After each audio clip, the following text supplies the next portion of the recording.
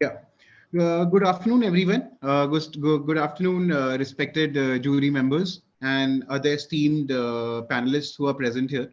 So, this is a presentation about how Kanpur Development Authority, under the guidance of our Vice Chairman, Shri Arvind Singh sir, we have come up with a value proposition in the realm of land reforms. And the project that we are specifically talking about, and that is our proposition for the SKOCH Award nomination, is about transferable development rights getting implemented through the blockchain technology.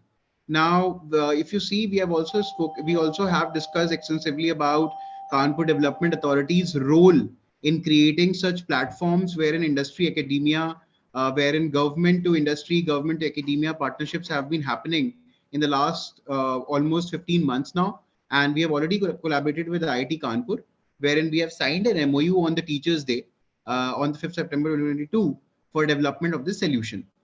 Now, to give you further, latest developments in this realm, we also are in touch with IIM Lucknow, and we are developing certain engagement models and partnerships with them as well. So moving on, what is blockchain? As we understand that the blockchain is a buzzword in the IT space in the recent past. So it's basically a distributed ledger that can record transactions between parties.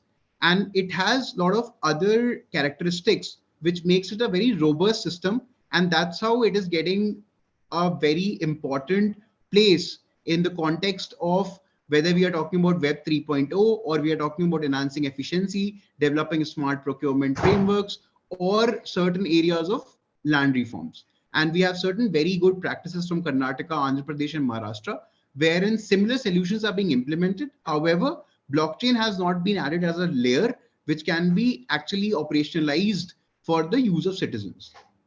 So that is an attempt that the Kanpur Development Authority is doing. Moving on, basically, a blockchain, how it works, we all understand that the fundamental unit for a blockchain is a block. And what that block signifies is that it basically signifies that what transaction has actually happened, and considering it is immutable. So basically, there can't be any incongruence or any correction that can happen post it has already been done. And this is what is being leveraged for issuing of development rights certificate in the case of TDR solution that we are proposing in KDA. Now, what exactly we mean when we talk about transferable development rights, and what is the application that we are looking at from the IIT Kanpur perspective and the development that we are doing with them.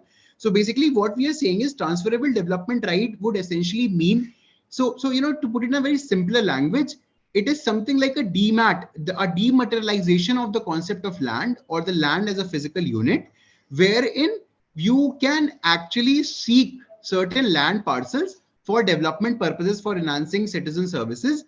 And in return, you basically give those owners, those landowners, a certificate which basically allows them to conduct certain development rights in other areas which are termed as receiving areas. So to give you, further context, like for instance, if there's a farmer and we want their land parcel, so basically he or she would be entitled to file an application, and that's where we get into the next process, as the process flow that has been proposed for developing this TDR portal. So the person actually files this kind of an application. That application is accompanied by a lot of those maps and those specific location coordinates, those other parameters which are essential for the authority to look into it through their different departments, whether it is land, planning, engineering, finance, and etc. So there we are actually looking at the application, and then once it is through, we actually issue them basis their layouts and the proposition that they have proposed. We issue them a development rights certificate which they can use in a receiving zone, basically. So that's how the process has been proposed for this TDR portal. If you look at, so this is a level 3 or a level 4 kind of a process flow or a SOP that has been shown on this slide 7. So what essentially we are saying is that a farmer, a lottee, or someone who actually wants to go for availing this kind of a TDR certificate applies through this portal, and this portal is being made very robust. So there will be Aadhaar authentication. There will be mechanisms for at least 3-level check, where there will be a super admin, there will be a second level person who's actually into operationalization, and then there is an on-site the person who's actually at the interface level. So that person basically evaluates everything, and then the basic technology framework of checker, maker, and approver actually gets operational from there. And then the departments, whether it is planning, land, engineering, finance, they all verify their respective sections around it. To put things into context, here is again a detailed process flow for that, wherein I was talking about what all a person needs to submit. So there's a Aadhaar, there is a master plan, site plan. What are the site photos? How does the Google Map speak about that site? What is the registration? Whether do we have a sealed deed or not? So all these documents will be entered by the user. Now, from there, Aadhaar authentication and all that mechanism I already spoke about, and then it gets into the different levels of check from the KDA perspective. And eventually, when the committee approves it, the final approval is done by the KDA, and this is backed by a complete law that has been established for this regard and has been published at the state level. To tell you more from the perspective of how we are looking at it as a great opportunity, naturally, whenever you propose something as a user interface thing, or a public solution, you are basically looking at multiple challenges from diverse stakeholder sets. So there are, of course, a lot of challenges wherein we are talking about streamlining the statutes. We are talking about developing standard frameworks for land reforms. We are talking about how there's a lot of uncertainty in the land prices. We are also discussing about challenges in terms of capacity building and putting people in the context for the solution. That is one bucket. However, if we look at opportunities, it actually makes that entire black box of land in any scheme of things a very transparent schema, wherein this can become the first step towards the larger land reform mission of the government or the authority under the chairmanship of our VC, who is actually leading this initiative. So the first step is TDR based blockchain thing. Subsequently, we'll also be getting into aspects of registry, aspects of tokenizing all these other supporting documents which are submitted, and resolving the disputes or assisting in resolving those disputes, whether it is at the legislative level or at the appellate level from the High Court and the District Court perspective, and then getting into the other stages of other tribunal and other sort of grievances. So that is an opportunity we are looking at. We are trying to make a transparent mechanism which is driven by the supply-demand basic principles of economics. We are also trying to look at developing certain very streamlined and a standardized process of issuing DRC, which is of course governed by a statute. And KDA, you would be happy to hear that the KDA has led this mission, and eventually we have gotten a lot of traction from the state government and our principal secretary, UP Housing and Urban Development Board. We had extensive presentation with Professor Manendra Agarwal from IIT Kanpur, who is himself a national awardee. Then our team from EY, and then the entire batch of team from the Kanpur Development Authority. We had gone there and we had presented a solution. And subsequently, we are glad to hear from the Principal Secretary sir actually issued from his office, a government order has been issued on 6 December 2022, which basically mandates all other authorities to take insights and inspiration from this solution, and actually can do a plug and play thing for them as well. So we'll develop this solution in Kanpur Development Authority with the support of IIT Kanpur. By 31st of March is what we are planning as of now. And then we are scaling it up to other authorities on a plug and play basis. So to also get into the aspects of what has happened until now, I will just quickly run into the different steps of the development. So to highlight, we have already done the problem statement, the modeling, the first bucket is already over. On the technical development, the design elements are already done. Protocol development is underway. Smart contracts and everything will start in next week or fortnight. So we are in the process of developing it and implementing it at least for a test run in Kanpur Development Authority so that it can be further scaled.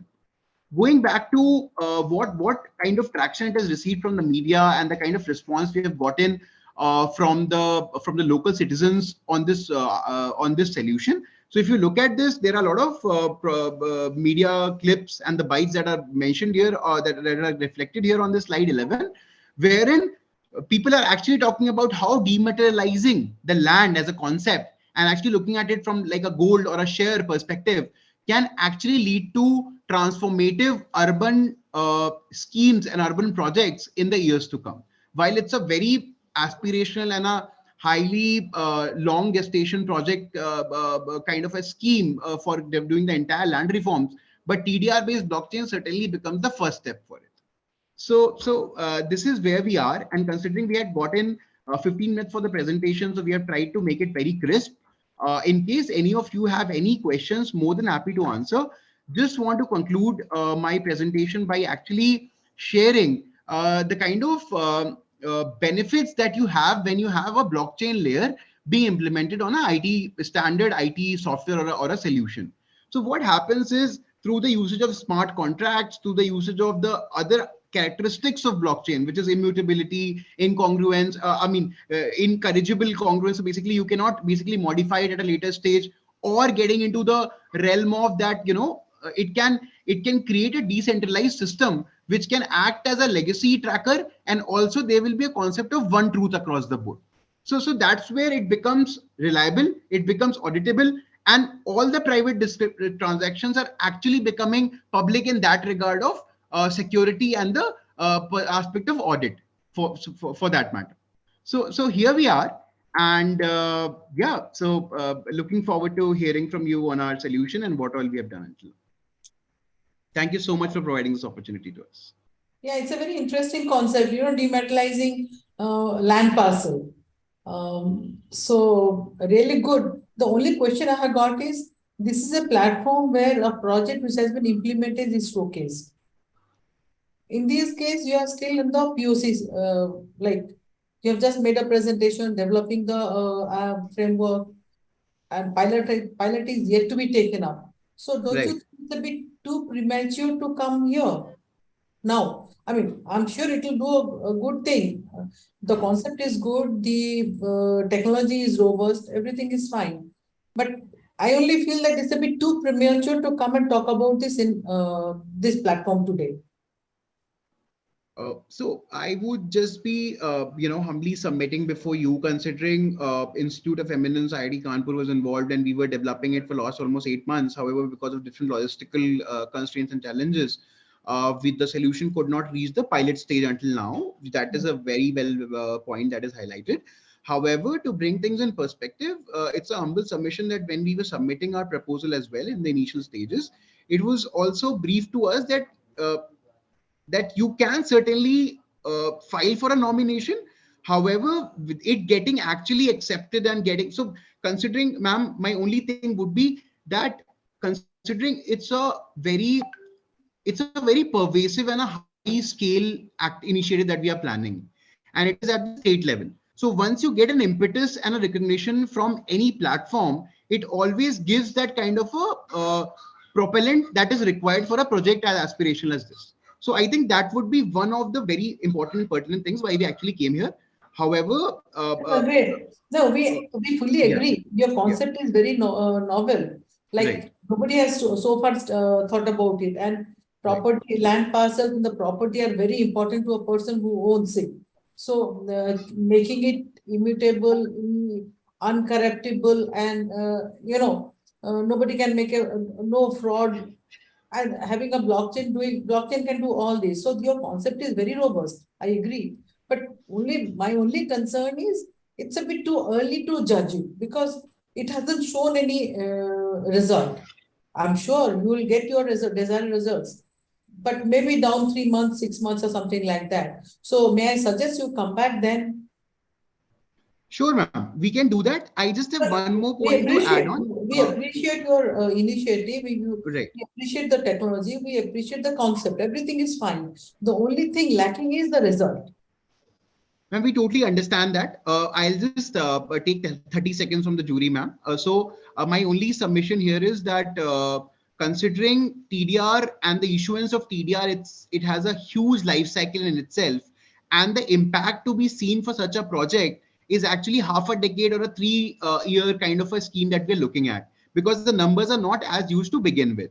So of course, while we can certainly come back later on, even after 6 months, ma'am, if you talk about impact, and I'll be very honest about it, the impact would still be in a very primitive stage even after 6 months, because we are trying to develop it roots very deep at the state level, and the piloting would start probably at KDA perspective. So अगर हम ये देखना चाहें ma'am कि actually कितने लोगों को impact हुआ, या हमने किन राज्यों में या किन जगहों पे जाके इसका एक्चुअली रिजल्ट देख पाए हैं, वो मैम नहीं हम दिखा पाएंगे उस पर्सपेक्टिव से मैम। मेरा सबमिशन इतना है मैम। पायलट में तो वो नहीं होगा, बट जी, एटलीस्ट जी। पायलट विल शो कि this is going to be successful और not. Ma'am, those frameworks have been developed, ma'am. Those protocols and everything have been developed. If you want, we can submit those documents.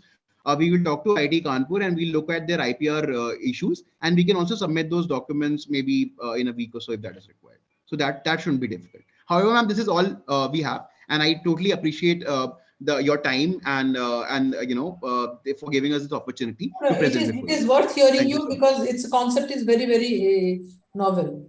So, I mean, it's worth our time to listen to you. Thank you so much, ma'am. Thank you so much, ma'am. Have a great day, ma'am. Thank you so much for listening us. Thank you. Mr. Prabhakar, I think this is a very good initiative, and it is bound to succeed, but particularly in a state like UP, which is a big state, if you crack it very well at KDA level, then definitely it will have a multiplier effect on the entire state and entire country as a whole. But as Madam has put it, definitely it will take some time, maybe 1 year, 2 years, 3 years, but it is bound to be implemented across all the country. No doubt about it, because this is the only way through which we can bring transparency and disputes away from these land issues. It is a mess in all the development authorities. And definitely we can tackle with this blockchain technology. But I agree with Madam that it is too early. But you can still come back, no issue. Let us see what we can do at the SKOCH level, no issue. I'm really glad, sir. And just to give you another piece of information, on 6th of December, I already told about it during the presentation. Our principal secretary, sir, through his office, has already intimated to all our authorities to start laying the grounds for implementation of this through the involvement of KDA. So we'll be spearheading that solution in other authorities as well, which are at least 1 million plus. So that would almost 9 to 10 development authorities in UP. So, sir, as you rightly said, this is of course something that can be scaled up. And of course, we'll be again coming back to you as and when required for further submissions and documentation. However, we came up with this presentation because we thought that it is a first step towards a massive, complicated ecosystem of land. And the first step, and hence, if it gets some impetus and propellant, it always spins off into the subsequent rounds of getting delivered. So that was the only attempt, sir. And thank you so much for listening, sir. No, your attempt is successful, no issue. Your attempt is definitely successful. And after implementation at KDA level, you organize some seminar or something, create a platform so that it can be replicated in other development authorities also. Thank you so much, sir. Thank you. Thank you so Thank much. You. Excellent work. And you do retain your IPR. And you do retain your IPR. I'm not talking about the IPR of the blockchain technology. I'm talking about the IPR for the project you are going to implement in India. Yes. Thank you so much, ma'am. Thank you so much. That's very encouraging, ma'am. Thank you so much. Okay. Right, sir. Good afternoon, Judy. See, we are implementing smart city projects in Ludhiana. And of course, one of the aim is to give a smart urban livability aspect to the citizens of the city. So in terms of that, we have to focus on the health, well-beings of the cities. And for a particular health and well-being, we require a stretch of land or the parks or the green areas wherein people can cohesively come and do the daily activities, say morning walk, cycling, or we can have a social functions there. So with the aim of this, we were having a large stretch of land along the Sidwan Canal, which was unutilized, having a thick vegetations, and it was a place which is like it is infested with the criminals, the drug addicts, and a lot of security issues were there. So under smart city, we have decided to convert this stretch of land into a vibrant waterfront, since we are having a canal flowing. So if we can develop a green belt along the canal, so that will have a soothing effect on the people who have come there. So the project is aimed as giving sustainable space for improvement and betterment of health, environment, green cover, optimization of like utilization of leftover land, and also providing a platform for social interactions. Once this project, since the project is completed, so we were like conducting a lot of events there, wherein people from all walk of lives are coming here, participating in the events. So we are having cycling events, we are having social interaction, having events on, say, some anniversaries, or even like under smart cities, we are also having, say, walk for life, cycling, other things. So we are taking all these initiative from this place. The most important thing is to convert this barren land or the thick vegetation into a waterfront, and also to cut on the carbon emission. So we are not using any of the your power from the mains. We are using renewable energy through solar panels in the stretch. For this project, we have done kacha walking tracks. We have developed a retaining wall for safety. Then green lawns, there is a cycle track, chain link fencing, so that people should not fall into the flowing canal, which is quite deep enough. Also, there are open gyms, visiting like parking space for visitors. Say, as I said earlier, renewable energy is being used. One of the finest feature is it is it is accessible to differentially abled people. So even they can visit the place, they can move around the place themselves. They don't require any external support for going to these places. Of course, we are having benches, seasonal flowers, and other things. In this project, we have converted 1100 meters of stretch with a width of 20 to 22 meter along the Sidwan Canal into vibrant waterfront. The project was conceptualized and executed under Smart City Mission with a project outlay of 5.21 crore. It has started on August 2019 and completed on November 20. So what is the innovative characteristics? The first and foremost is utilization of available land for healthy living of the people, organized, clean and organized public place for walk and cycle. Since clean environment have a positive effect on the health of the residents, so it is also to safeguard the environment, wherein all the say plastics and other materials are banned in this place. No one is allowed to use this. Playing zones for the children, renewable energy is there, a lot of people participation. First and foremost is this project is aligned to the sustainable development goals. That is goal number 11. Sustainable cities and communities on account of providing universal access to safe, inclusive, and accessible green and public spaces, in particular for women and children, older persons, and persons with disabilities. This particular project caters to all the parameters specified in goal 11, as well as the goal 7, affordable and clean energy on account of increase substantially the share of renewable energy. So to give a glimpse of this project, so these are the few pics which are like, this land was completely covered with thick vegetation. So we have completely transformed it. And of course, this project was given smart and successful urban sustainability category by Smart City Councils of India on 26th August 2022 at Mumbai.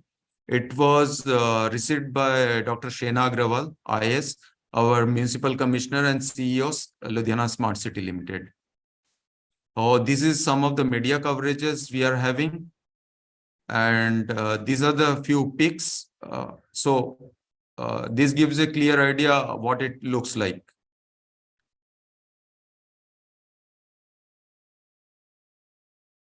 So the idea was to create a vibrant space for all people of all walk of life and have a healthy living. Of course, as per statistics, as per the feedback from the people, we have seen there is a progressive increase of people visiting this place during the evening hours as well as on the morning hours. So people are taking interest in using this facility created for the people. Jury members, the second project selected is implementing smart LED street light. Now it's visible.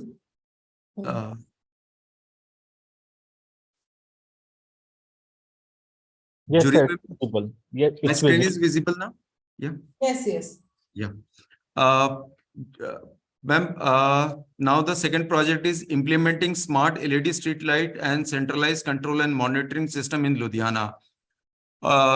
As rightly said, there are many cities in the country which are converting their conventional lights into a smart, I mean to say LED lights or smart LED lights.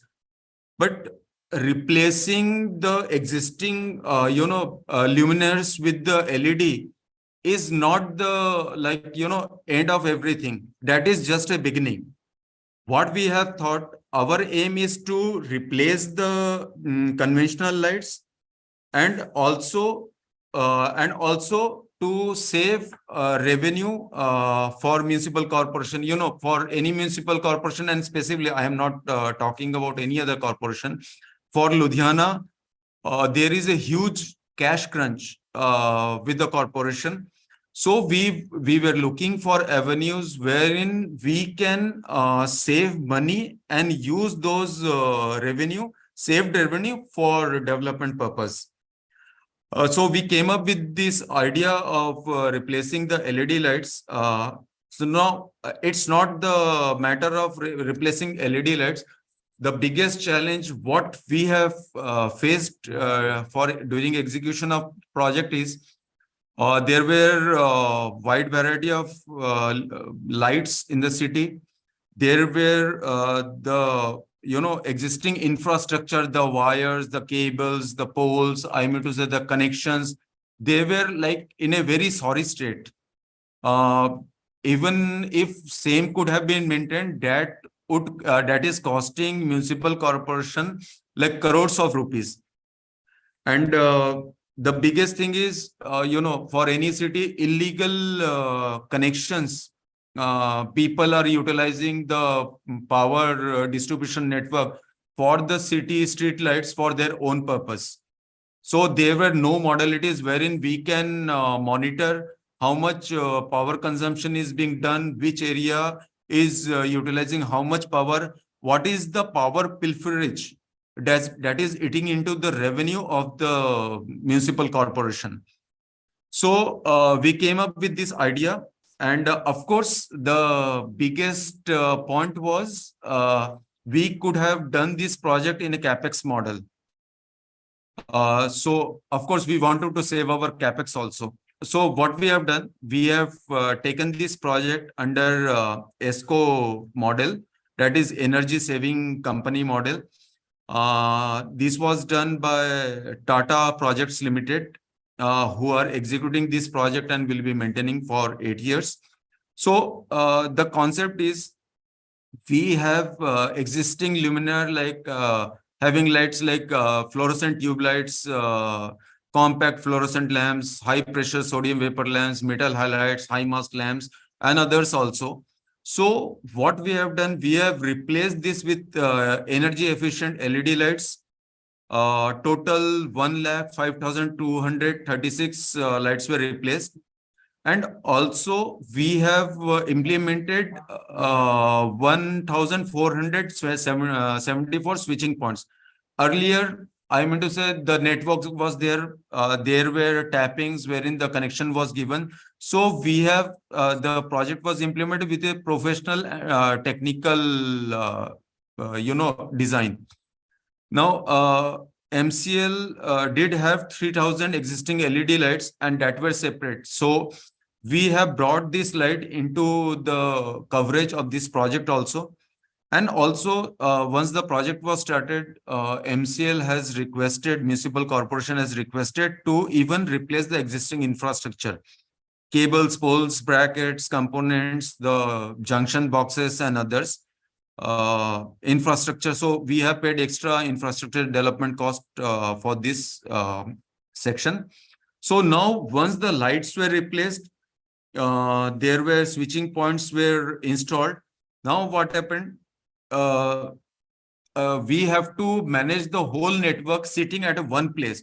So we have established centralized control and monitoring system, that is a SCADA control system, wherein the area has been divided, which is controlled by a central CCMS. Now, there is a particular CCMS. All the CCMS are being monitored from a single place, that is from the ICCC of in Ludhiana. So, and of course, that is the control point. Another is the biggest challenge for any city is to provide services to the end customer, to the citizens. There were light faults, some lights are broken, it is not working. So people are complaining, but of course, corporation doesn't have that much staff to, maintain, to resolve the complaints, and also the modality to monitor and close the calls. So under this project, we have implemented 24/7 into 365 centralized help desk call center with IVRS toll-free number as well as mobile app. And of course, we are getting complaints through local councillors as well as the technical staff in the field.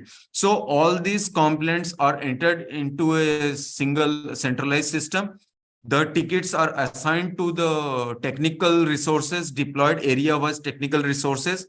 And once the issue is resolved, the rectified thing is informed to the customer on their mobile app through WhatsApp, along with the picture of the resolution. So at least people, more than 1 lakh complaints has been, more than 1 lakh has been resolved, and it is exponentially going on.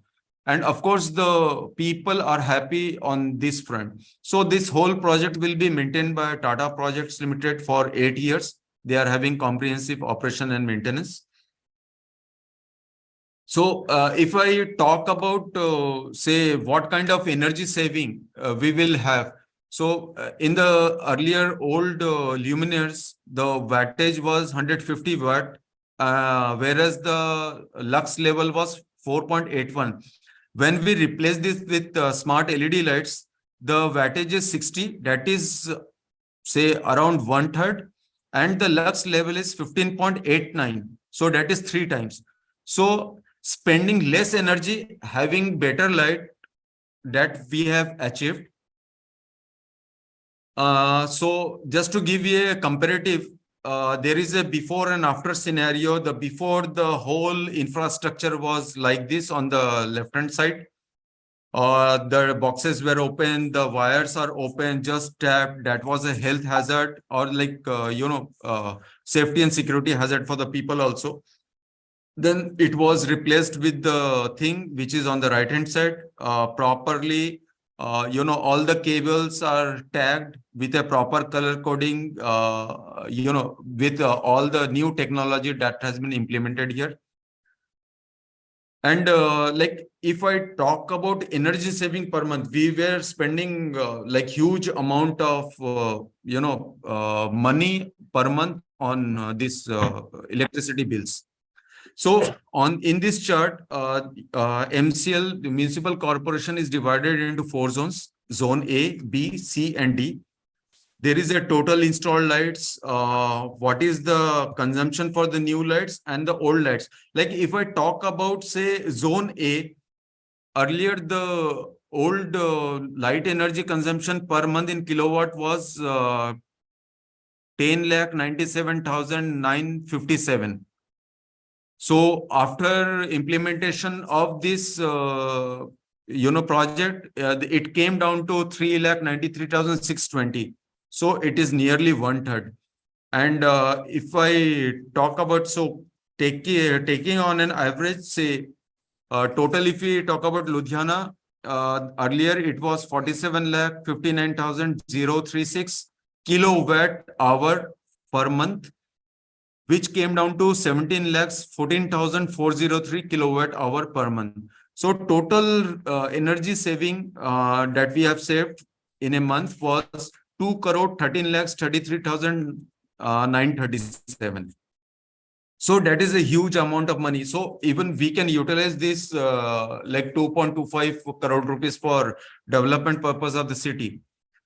Now, what is the projections for energy saving in all remaining 7.25 years? So, as per calculations, we will be saving 157.02 crore during the contract period, having, say, 85% of the energy saving amount. So total will be 157 that will be saving on this whole front. So the one of the first and foremost important thing is carbon footprint. Everywhere we are talking about reducing carbon footprint, and lot initiative has been done. We have shifted to solar. So on this front also, the this LED project is saving, is having a good effect on this carbon footprint. So I'll do one thing. I have my colleague with me who is handling this project. So I'll ask Manoj to explain this carbon footprint calculation. Manoj. Good afternoon, juries. This is Manoj Kapoor from the Tata Projects, and we are doing the street light project for the Ludhiana Smart City.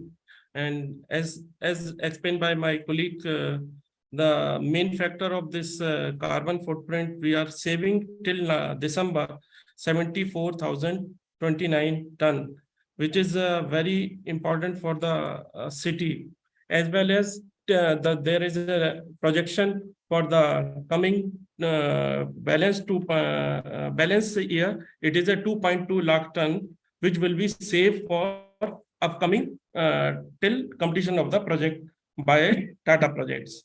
So it is a main factor. It is a main saving point, which we would like to show the jury team.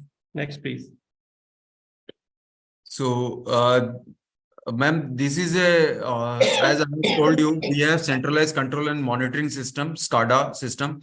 So we have implemented the SCADA, wherein the, like, on the right-hand side, we have a dashboard wherein all the SCADA points, CCMS points are being displayed. Any point, like which are the green, so those are operational. If any of the CCMS panel is off, so it is displayed as red. And if some is having fault, then it is on yellow. So this is happening on the real-time basis. So that was a GIS map view, and of course we have a textual view also, wherein we are able to know which area, which CCMS panel is working.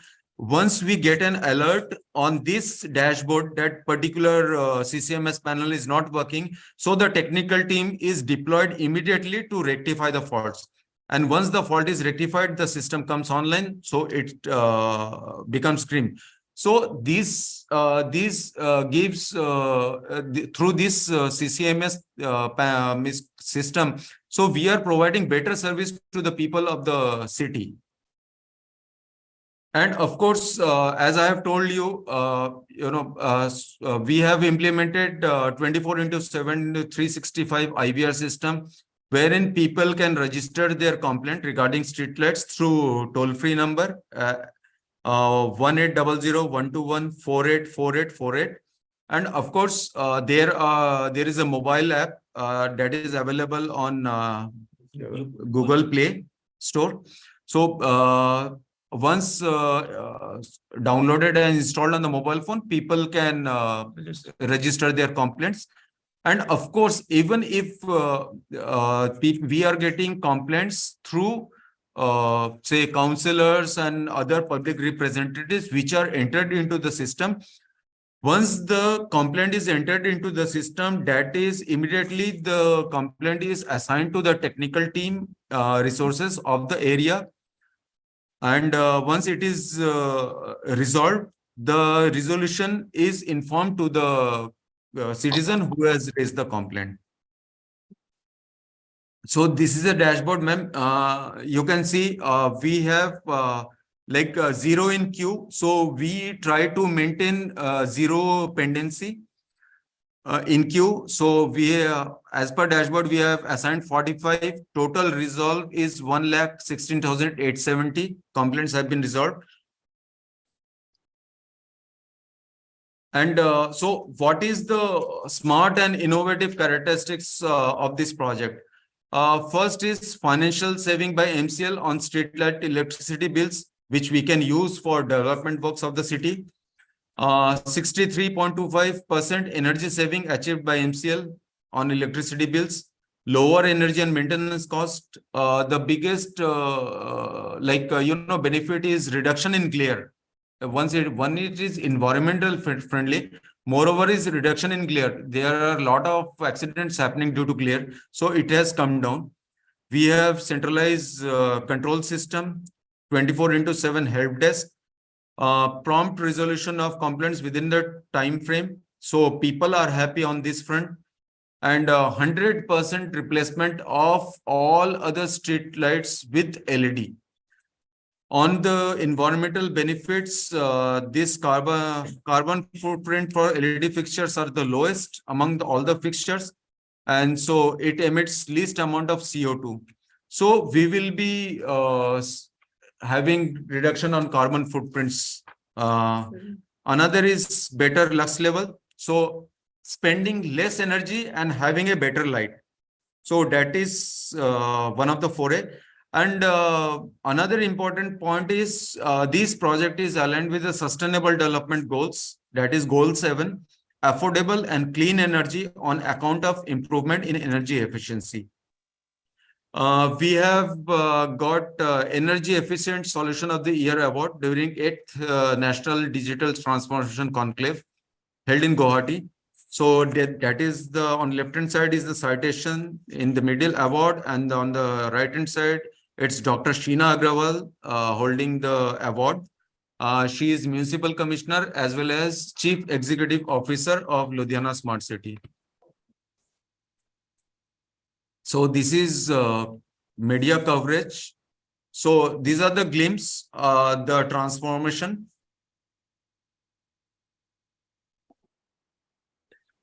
Ma'am, we are having a live dashboard. Like, if you permit, can we show you the live dashboard too? If it takes a minute or so. Yeah, ma'am. Hardly a minute. Good afternoon, jury. My name is Atish Kumar. Ma'am actually हम लोग यहाँ से देखते हैं सारे control panels जो हमारे system पे जो लुधियाना सिटी के अंदर लगे हैं. ये मैप भी हुआ है जहाँ पे हम लोग जियो लोकेशन के थ्रू देखते हैं किस एरिया में कौन से पैनल्स है लुधियाना.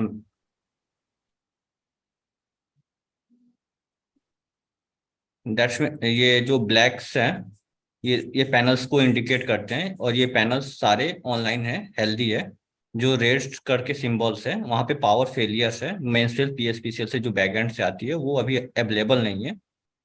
और यहाँ पे जो ये ब्लू कलर के हैं ग्रीन, ये मेंटेनेंस वर्क हमारे चल रहे हैं. तो हमें आइडिया होता है कहाँ मेंटेनेंस वर्क चल रहे हैं, ताकि कोई सिटीजन कंप्लेन करे कि हमारा लाइट चल रही है अभी दिन में, तो हम यहाँ से देख के उनको बताते हैं कि हमारी मेंटेनेंस टीम काम कर रही है, वो बंद हो जाएंगी थोड़ी देर में. इसी तरह हम समरी डैशबोर्ड पे जाते हैं, यहाँ पे जो हमारे टोटल पैनल्स की डिटेल्स है। आई थिंक ठीक है सुशील जी, समझ गए हम ब्रॉडली कॉन्सेप्ट आपका। Right ma'am. I can understand it. तो ठीक है, आपका प्रोजेक्ट बहुत अच्छा है, और स्पेशली आपने जो फोकस किया है एनर्जी सेविंग के ऊपर, वो 1/3 रह गया इलेक्ट्रिसिटी बिल, वो एक बहुत बड़ी बात है। बहुत ही अच्छा आपका प्रोजेक्ट है।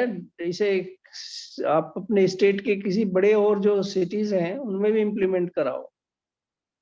सर अभी चल रहा है, जैसे ये प्रोजेक्ट का सक्सेस हुआ था, जो चंडीगढ़ में अथॉरिटीज हैं, तो उन्होंने ये डिसाइड किया इसको दूसरे सिटीज में रेप्लिकेट करने के लिए। जालंधर में काम स्टार्ट हो चुका है। So other cities are taking up this project based upon this successful model. Definitely इसमें एनर्जी सेविंग वाली जो बात है वो बहुत ही अट्रैक्टिव है, वो इसका यूएसपी है एकदम। बहुत ही अच्छा प्रोजेक्ट है आपका। बहुत बहुत धन्यवाद आपका Sushil ji. Thank you sir. Ma'am any questions ma'am? I just want to understand, you talked about energy saving as well as carbon dioxide footprint saving. Reduction. Yeah. Both are good. Only thing is, like when you are saving about 2 crore per month, almost 2 crore, 2.21, something like that. Yes, per month. yes. What is the cost of installation when you change the street lights? कितना total कितना cost हुआ था? Inclusive 13 crore installation. Ma'am. Did you mean all the cost is inclusive? Installation part and investment take care by the Tata projects only. And No, what is the cost? What cost कितना I'm only trying to find out only for the installation part of the fixtures.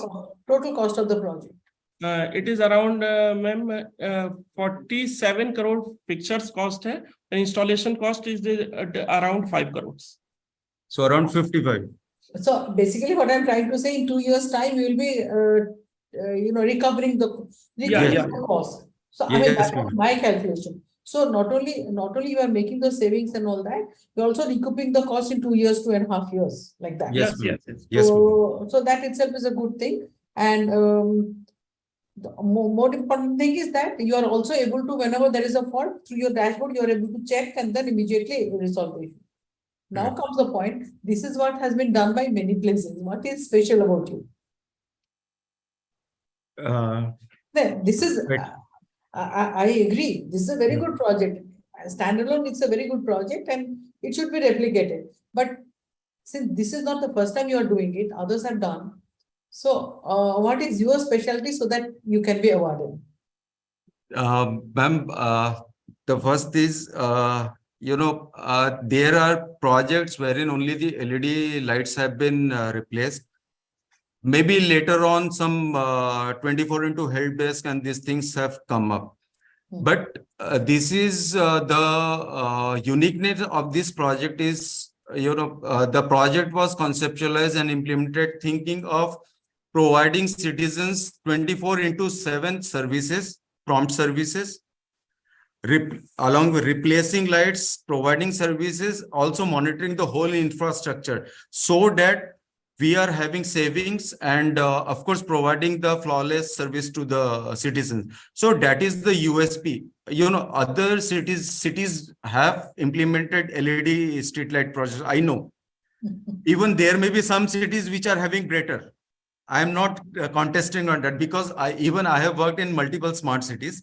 So, but yes, in Punjab, at least in Punjab, this city is unique that has done this on the first time. Okay. Can I say something, ma'am? Ma'am, Manoj wanted to say something. Ma'am, actually, Tata is developing the same project in 4 cities, Noida, Pune, and Ludhiana, and one project is going on in Nasik. Tata's main aim, interaction of the end customer. As per contract, there is only feasibility for the IVR system, but lot of client issue or customer issue, we developed a mobile app, whereas we interact with the end customer and we assign the complaint immediately. We interact end customer routine basis. Whatever the complaint you assign registered on IVR, we are that complaint resolve or not, we are taking the feedback and resolve on time. This is the USP for this for the Ludhiana project. which is But not. the complaint will, no, good. The complaint will be only for the street lights or something else. That is for street lights. That is, we are doing only the street light project. Why do you see when you are having a dashboard and instantly, like in real time, you are getting to know which one is down? Why do you need a citizen to inform you? It's not necessary, right? Ma'am, the system with the CCMS panel, we are getting alerts for the CCMS panel. So one panel is controlling lot many street lights. So we are monitoring panel only from real time from this place. So from here You are not monitoring the street light as such. no, we are monitoring the panels. Actually, Yes. that system is a different, man. That system is a different. That's why we are trying to interact to the end customer on a single complaint, for the single complaint part also. And what is your turnaround time? As per contract, it is a 48, but we are resolving the complaints within a 24 hours. Okay. How much is pending? Since it's a live dashboard, can you just tell how many complaints are pending right now? Just a moment. इधर खोलो. Complaints वाला देखो. 182. नहीं assigned 150. 150. 150 complaint is assigned to technicians and 2 is in queue. Ma'am, 152 in totality at this point of time. Pending for how long? Just we have received 2 and 150 is assigned. Within 2-3 hours, these complaints we are receiving. Ma'am, 150 complaints is pending since last 3 hours. Okay, fine. That's That good. is the shortest time. So hopefully it will be done in 2-3 hours now. Yeah, by evening say 7 o'clock in all possibility, it will be resolved. Okay, good. So there is a mobile app that's also, you have not made it included in your presentation. Ma'am, it was just a small shot. No, but that is what makes you different. Yes, ma'am. बाकी तो सबने किया है. हाँ किया है ma'am. Yeah, thank you. Thanks a lot, ma'am. Thank you, ma'am. Thank you. The district were all medical college doctors, general hospital doctors, and PHC doctors. That's a 3-tier system. Primary health centers. Under joint director medical comes the general hospitals and the district hospital, which is the medical college.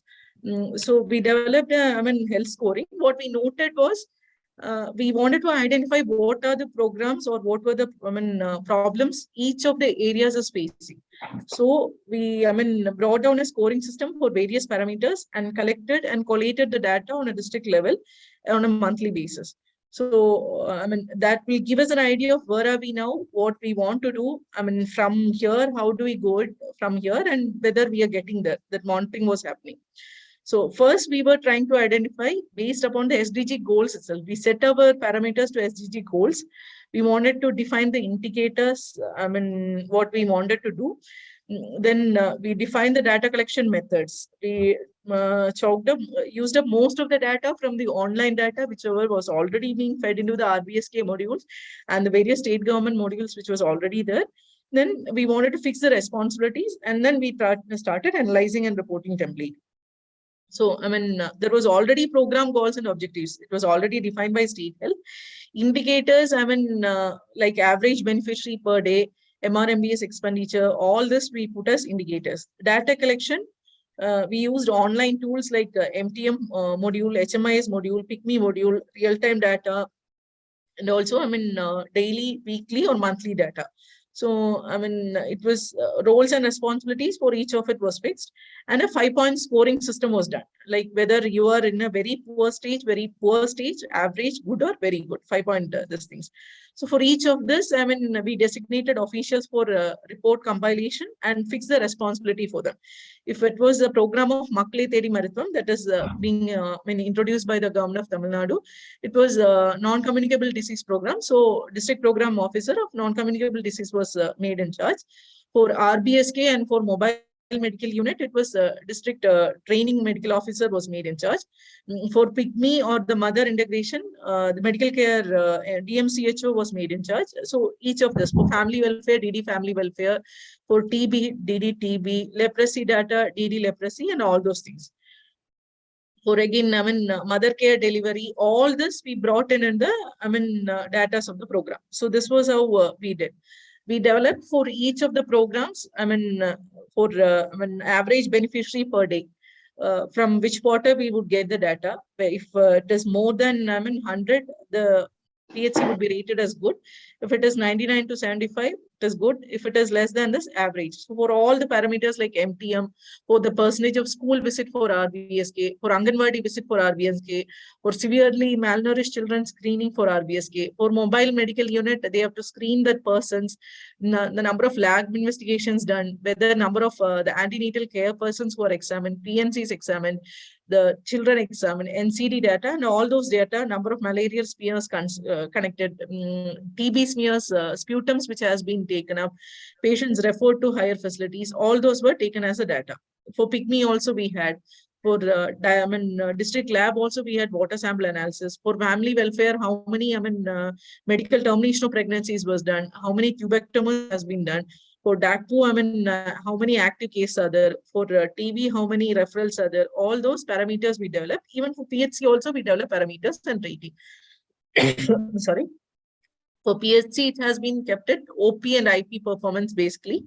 For antenatal care, lab performance which is happening, Anemia Mukh Bharat program what is happening over there, mother care program that is happening, delivery performance, immunization, menstrual hygiene programs, civil registration system, how many online birth certificates they were issuing, and all those things. So based on this, our blocks, we have 15 blocks.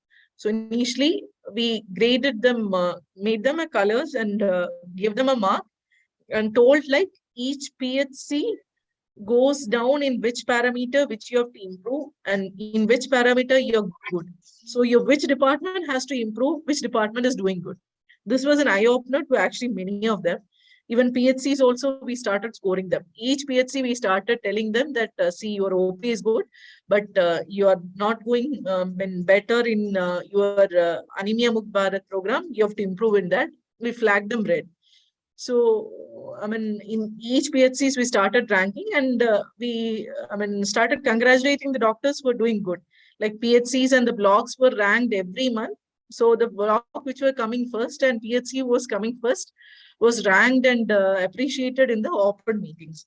So, first months they started this, what we noted was a very incremental improvement in the sense like within 5 months of it. Actually, when our principal secretary came to the district, they took the score system and adopted it to the state level. This got scaled to the state level. And Namakkal medical unit, who used to be once among the not so good performing districts, we actually in the last health review, we were ranked as the second in the state. So this has actually induced a competition level among the doctors that they now compete to say that, no, our PHC is doing much better. So this is a total scoring, using all the data, family planning, disease control and surveillance and everything. We say them also, the ranking compared to the previous month. Say like, we say them like, okay, your ranking for is this, but in the last month, your rank was this. You're whether improved or you're deproved. So you have to take care of this parameters. So now it's like, we can see that some of them who are, in the last month rank, 21 and all, they have come to 70, 21, they've come to 10. In rank 21 would have come to 1 also. Those who are in the bad position, then some of them have gone down also. So this internally created a competition among the doctors that, no, I have to make sure that, and the doctor team, a block team was seen to have a good competition among themselves to improve the parameters. So this is the targets which we set, and for each parameters we scored them like, whether you're poor, very poor, average or everything. And the indicators as such on total, we have had an improvement. More than that, we have had a good competition, and very happy to say that health unit of Namakkal has been loaded at the state level for bringing out the scoring system, and make sure that now the state is also adopting this to ensure that all the medical units has an internal competition among each other and say that your scoring is this. So this is regarding our health system screening and health system scorings that we have done in the district. Well, very good initiative, at least healthy competition among the doctors. I don't have a specific question. Yeah. Okay, thank you, ma'am. Very good presentation, madam. In fact, you have created a healthy competition among the health sector itself. I liked your PhD performance ranking. But sometimes it happens that underperforming PhCs might have some constraint in resources. So you can take care of that. Yeah, we are able to take care of it because we are asking them, like, if a lab performance is becoming low, we just ask them whether you have lab technicians in adequate numbers, you have lab reagents less or what. So all those issues get sorted out in the district review over there. So I mean, they are also able to open up and say that, ma'am, if this parameter is low, give us this resource, then we will be able to perform and all those things. And even the DD or the deputy director of the health also, he's also able to identify how he has to give his resources equally among everybody. Okay. Thank you, ma'am. Thank you, ma'am. Thank you. Him. And I in the case study on urban transport mobility. Initially, in the year 2020, 2010, we had JNURM scheme funded by the government of India, and in 7 cities, we were operating JNURM buses to the tune of 1,000 across the state. But as the years passed by, these buses started giving problems. The maintenance problem was there. The fleet was depleting. The augmentation was required. The passengers wanted a new bus, and they were getting old. The VGF, the costing was high. So in the year 2019, because the VGF was 45 kilometers per kilometer, the earning was 25 kilometers. So state government decided that we should go in for augmentation of the fleet.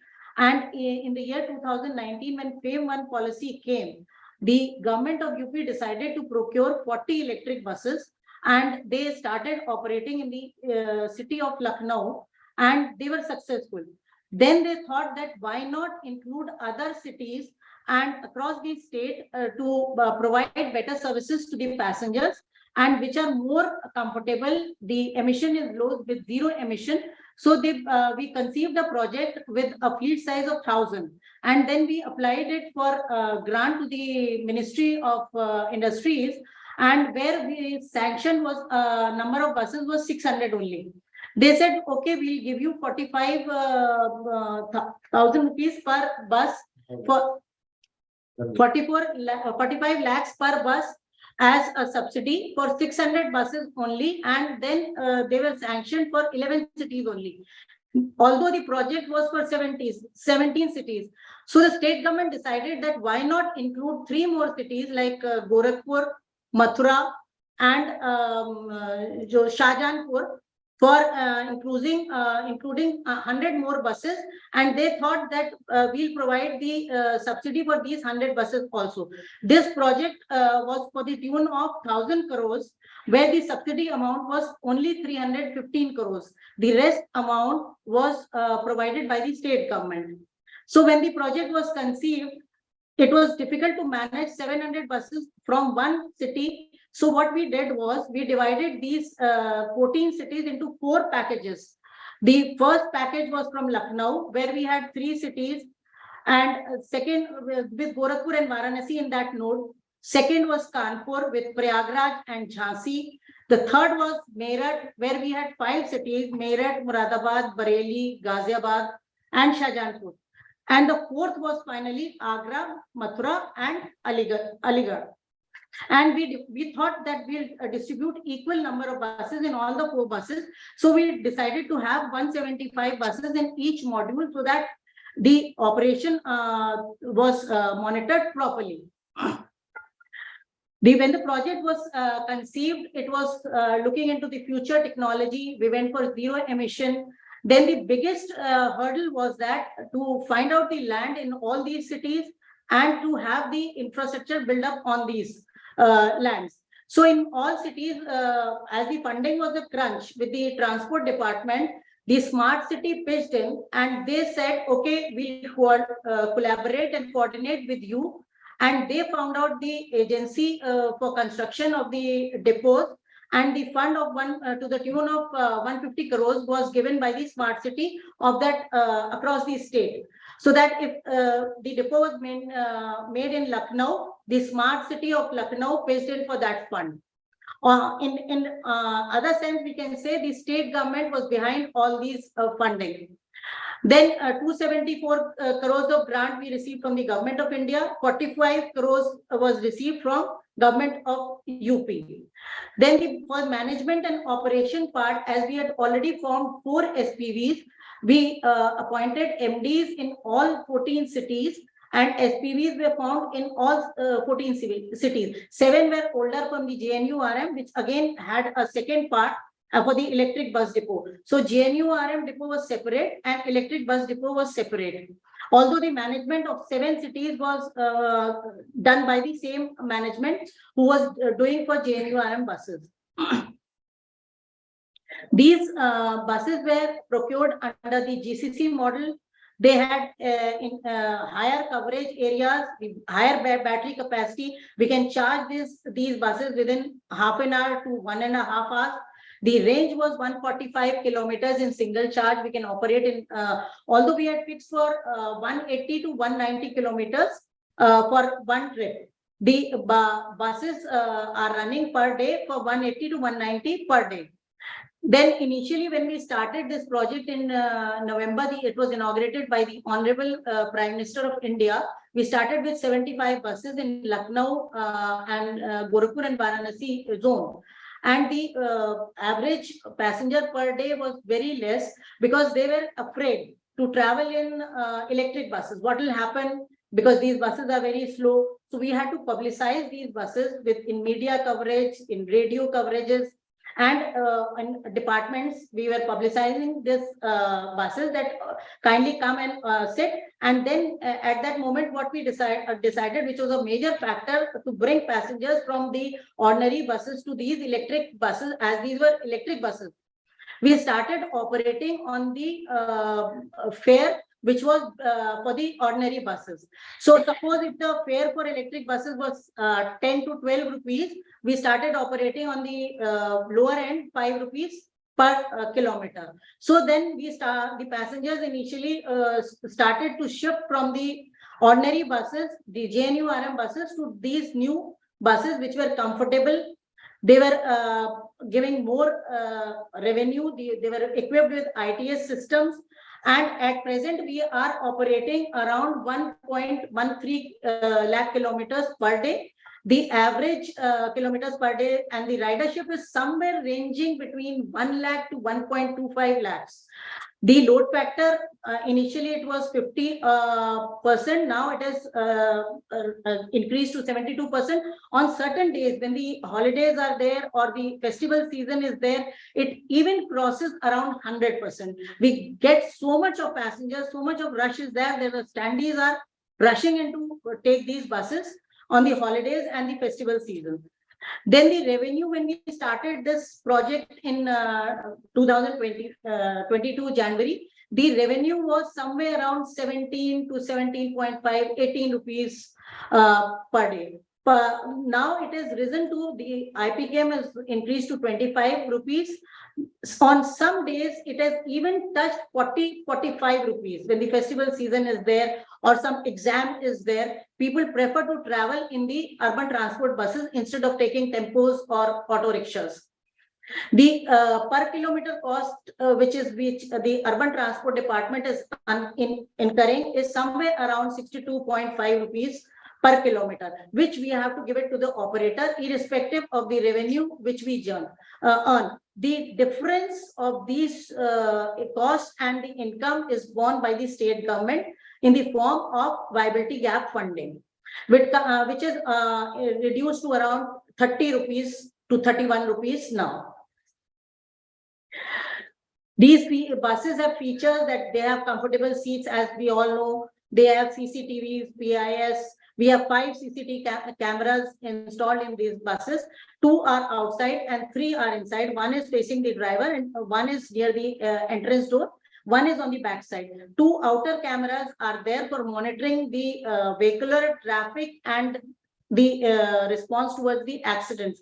That is if the camera shows that a vehicle is nearing you, the driver is asked to slow down the bus and keep a distance, maintain a distance. Then these buses are zero carbon emission buses. The operational efficiency is very high. And now these buses are being charged in 140 kilometers range in single charge. The carbon dioxide emission reduction is there, and because of this, we are saving fuel per day is around 27,000 liters per day. And the total fuel saved in a year from January to December, we have calculated it on the formula basis, that is around 97 lakh liters of fuel is being saved.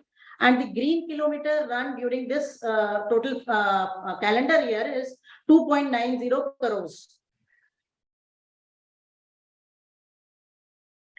Then we have another features attached with this, that is we have installed a help desk operations in 4 nodal cities at present, which we are going to increase to 17 cities. This is run on 16 hours into 7 days a week.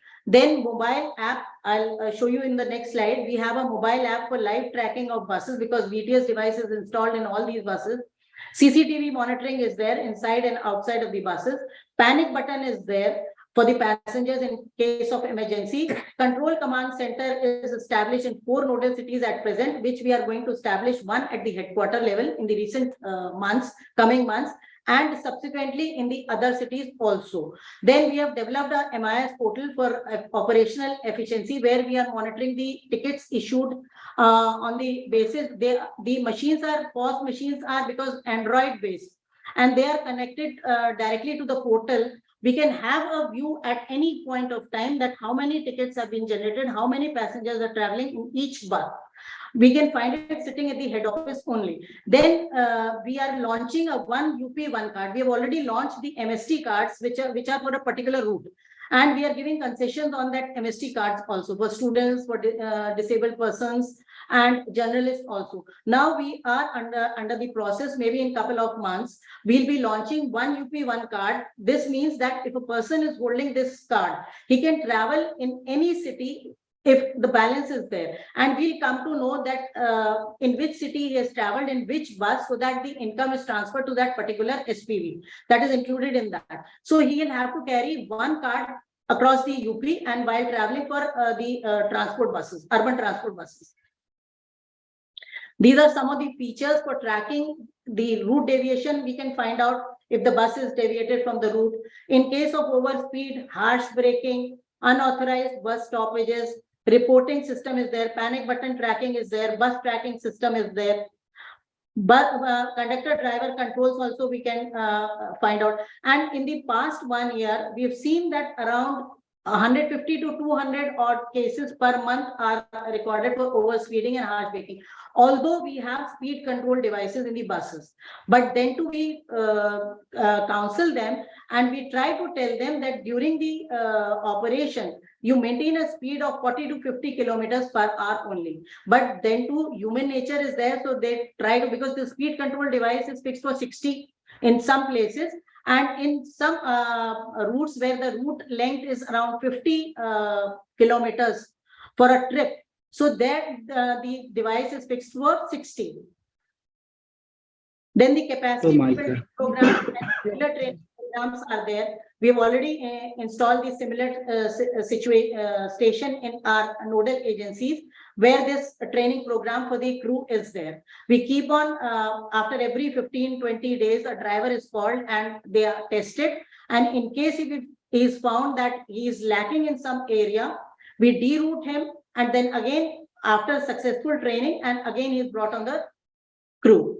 Then these are the charging stations. We have 18 charging stations across the state. 5 are in Lucknow, and in other 13 cities, we have one station at in each city.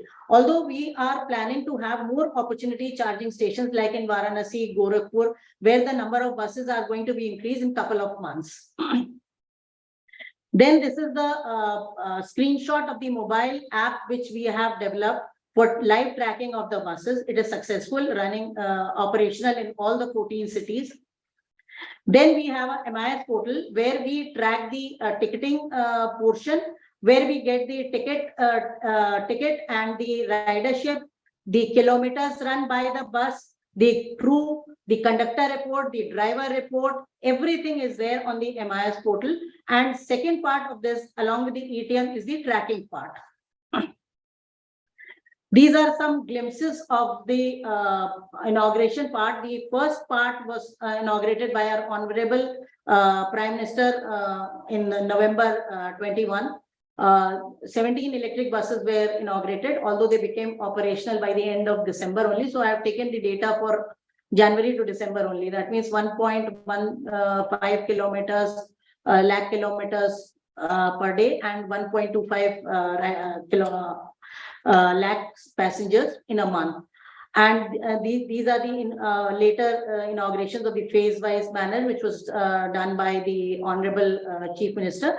And based on the success story of the electric buses operational in the state, which is the highest, I think UP is the state which is operating the maximum number of electric buses in the state.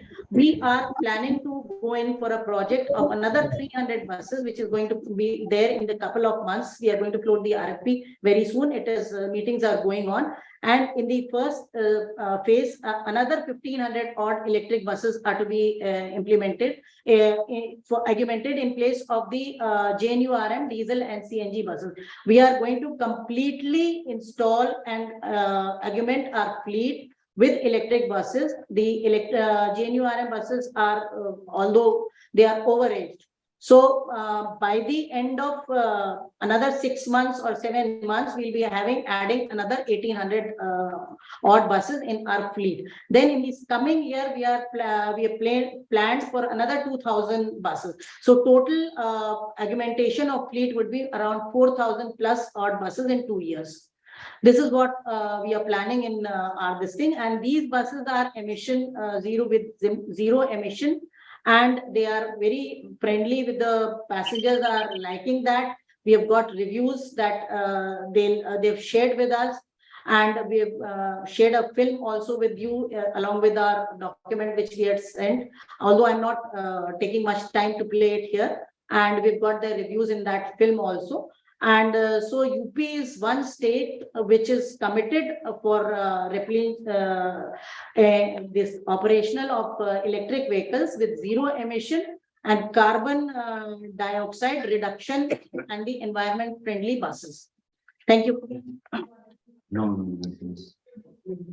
Thank you ma'am, बहुत अच्छा आपका presentation रहा। लेकिन मैं आपको एक सुझाव देना चाहता हूं कि जो आपने रूट डिसाइड किए हैं, पर्टिकुलरली मैं गाजियाबाद का रेजिडेंट हूं, तो गाजियाबाद के एक्सपीरियंस से मैं देख सकता हूं कि कहीं पर भी सिटी में कहीं पर भी ये नहीं लगा है, कहीं कोई बोर्ड नहीं लगा है कि भाई इस रूट से जाएगी बस, कहीं कोई डिस्प्ले नहीं है, तो सिटीजन्स में अवेयरनेस नहीं है।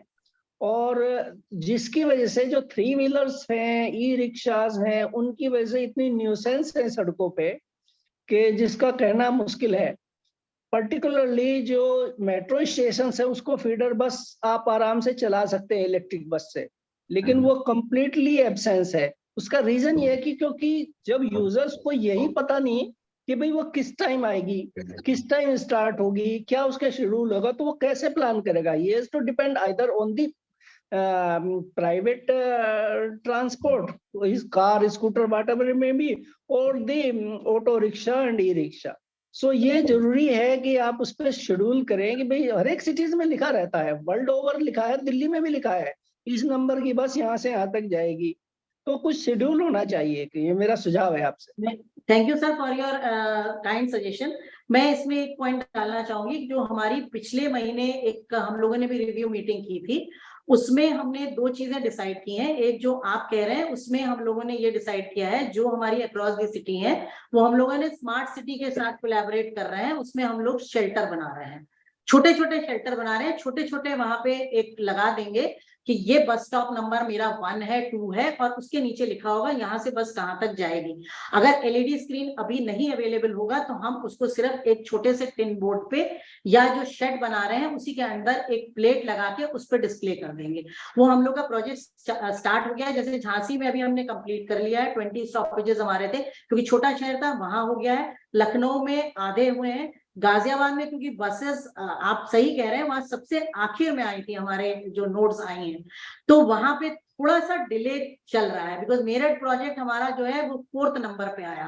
पहले आगरा, लखनऊ आया, कानपुर आया, आगरा आया और मेरठ आया। और ये चीजें हमारे जो चीफ सेक्रेटरी सर क्या है उनके यहाँ भी जो हमारी मीटिंग होती है मंथली, उसमें भी ये डिस्कशन में आ गया है। अब बहुत जल्दी आपको ये दिखेगा जब मैं अगले उसमें प्रोजेक्ट में लेके आऊंगी 300 to 2000 मोर बसेस का, तब शायद आप ये कहने की स्थिति में होंगे कि हाँ अब कुछ दिख रहा है। And secondly as far as last mile connectivity, वो हम लोगों का अभी ई ऑटो और ई रिक्शा से इन्वेस्ट यूपी में एक डिस्कशन चल रहा है। उसमें कुछ सिटीज, आई डोंट नो कि अभी गाजियाबाद में आ पाता है कि नहीं आ पाता, but Ghaziabad is one of them. Ayodhya है, वाराणसी है, लखनऊ है और प्रयागराज है उसमें। तो उसमें उनसे बात चल रही है कि वो मेट्रो का जहाँ पे स्टेशन होता है वहां पे वो अपना हम उनको एक पार्किंग एरिया दे देंगे। वो पार्किंग एरिया में उनके ऑटो खड़े रहेंगे। ईटीओ जो विमेन को एम्पावर करते हैं उनसे भी हम लोग का चल रहा है, वो भी इस प्रोजेक्ट में हम लोग के साथ शामिल होंगे। तो probably may be in couple of months invest UP के बाद कुछ थोड़ा थोड़ा दिखने लगे। 50 ऑटो 100 ऑटो का हम लोग पार्किंग एरिया उनको दे देंगे शुरू में, सो दैट वो लास्ट माइल कनेक्टिविटी हम लोग कर सकें। That is the second phase of the project और वो बहुत जल्दी दिखने लगेगा with in a month. Actually occupancy जो है ना तभी बढ़ेगी, तभी लोड फैक्टर आएगा, तभी इकोनॉमीज ऑफ स्केल आएगा जब उसका एक प्रॉपर शेड्यूल हो। शेड्यूल होगा। मैं आपको फीडबैक दे रहा हूँ, वसुंधरा गाजियाबाद से मैं रहता हूँ, तो वहां से मेट्रो स्टेशन करीब 6 किलोमीटर दूर है। आपके यूपी ट्रांसपोर्ट कॉर्पोरेशन की बसें चलाई थी, ऐसी बात नहीं। I also used them. हो क्या गया कि वो अपनी मर्जी से चलती है, अपनी, और जब उसकी जरूरत होगी तब नहीं चलेगी। विद द रिजल्ट क्या हुआ कि वो विड्रा कर ली गवर्नमेंट ने। किया कि इसमें कोई बैठता नहीं। भाई बैठेगा कैसे जब आपने शेड्यूल नहीं दिया। आपने अभी अपने प्रेजेंटेशन में कहा कि हम एक छोटा सा कियोस्क लगा देंगे, छोटा सा एक बोर्ड लगा देंगे। नहीं, आप कियोस्क छोटा बनाइए लेकिन बोर्ड बड़ा बनाइए प्लीज, ताकि उसकी विजिबिलिटी हो, यूजर के इम्पैक्ट रहे। तो उसका जो बोर्ड है ना वो डिस्प्ले बड़ा बनाइए, कियोस्क भले ही छोटा हो। शेल्टर तो बनेगी, शेल्टर तो बनेगी, लेकिन उसमें जो बोर्ड है ना वो थोड़ा सा विजिबल हो, ताकि लोगों को लगे कि भाई हाँ ये सर्विस अवेलेबल है। अदरवाइज तो वो अपने they will be catering to themselves only instead of public. और सर उसमें जो अभी ऐप भी हम लोगों ने ट्रैकिंग ऐप भी बनाया, वो हमने चलो के साथ भी एमओयू साइन कर लिया है। तो अगर चलो ऐप से देखेंगे तो चलो ऐप पे बसेस ट्रैक होती हुई दिखेंगी कि किस जगह से किस जगह कितने बजे मिल रही है। अगर आप और एक ग्रीवेंस रिड्रेसल भी होना चाहिए कि भाई इस ड्राइवर ने ये डिफॉल्ट किया है। जी, वो भी जरूरी है। Thank you ma'am, thank you please. Thank you sir, thank you sir. नहीं, आप जो ट्रैकिंग बस ट्रैकिंग की जो एप्लीकेशन आपने चलाई है फिलहाल जो आपके इलेक्ट्रिक बसेस के लिए है, उसमें क्या आपके सारे बसेस में RFID है? कैसे मॉनिटर करते हैं सर? मैम उसमें हमारे यहाँ व्हीकल ट्रैकिंग सिस्टम लगा हुआ है। व्हीकल ट्रैकिंग जो VLT डिवाइस आती है वो तो बिकॉज ऑफ ऑटोमेटेड होएगा ना, ऑटोमेटेड। अब डेटा वेट करेंगे तो फिर आएगा नहीं, शर्मा जी के जैसे बात चलेगी। नहीं, गवर्नमेंट ऑफ इंडिया का एक्चुअली मैंडेट है कि अब तो आपको बस में VLT डिवाइस लेके चलना है। हम दो तरह से इसको मॉनिटर कर रहे हैं मैम। एक तो हम VLT डिवाइस से अपने समझ में आ गया, और एक अपने नहीं ठीक है, इट्स ओके, आपने समझ में आ गया। Thank you. Thank you ma'am. Yeah, and I would like to at the onset I would like to thank everyone to give us this opportunity to present. Indore has done very strikingly good work in terms of Swachhata, and we are already 6-time winner of the Swachhata, the most Swachh city in India, and in line of that we are working ahead with our sludge management. And for that we are going ahead with sludge hygienization project, a plant which was envisaged and is functioning right now, and is done with the help of Bhabha Atomic Research Center. I'll just give you a brief outline of it. Then my colleague from Smart City will take over and give a detailed presentation. This sludge hydrogenation plant was envisaged to actually take in the sludge that is being generated from STPs, the sewage treatment plants, and later on hygienize them basically through irradiation of cobalt-60. And through that, all the pathogens and living material is being killed, and we get a sludge which is converted into both dry fertilizer, dry biofertilizer, as well as liquid fertilizer for plants. So this was the basis that we start from, the details of which will be shared by my colleague. Go ahead. Yeah. Good afternoon, ma'am. Good afternoon, sir. This is Saurabh Maheshwari from Indore Smart City. Presently, what sir briefed.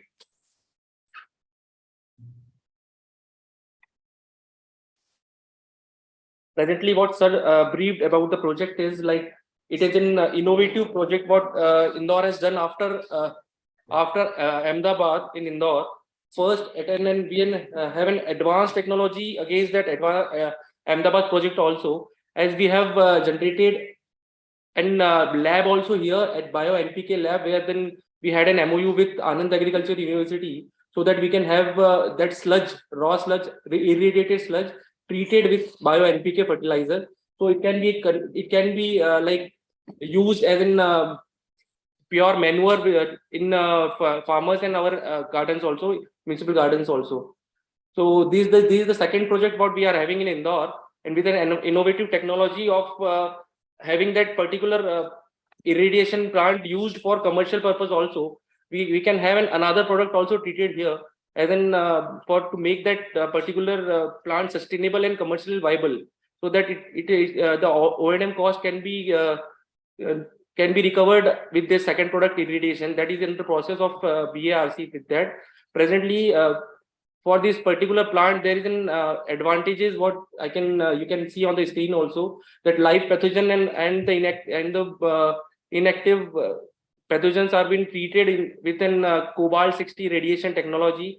The foul smells also grows out of that, because then toxic chemicals also are partially degraded after the treating that manure in the cobalt-60 process cycle.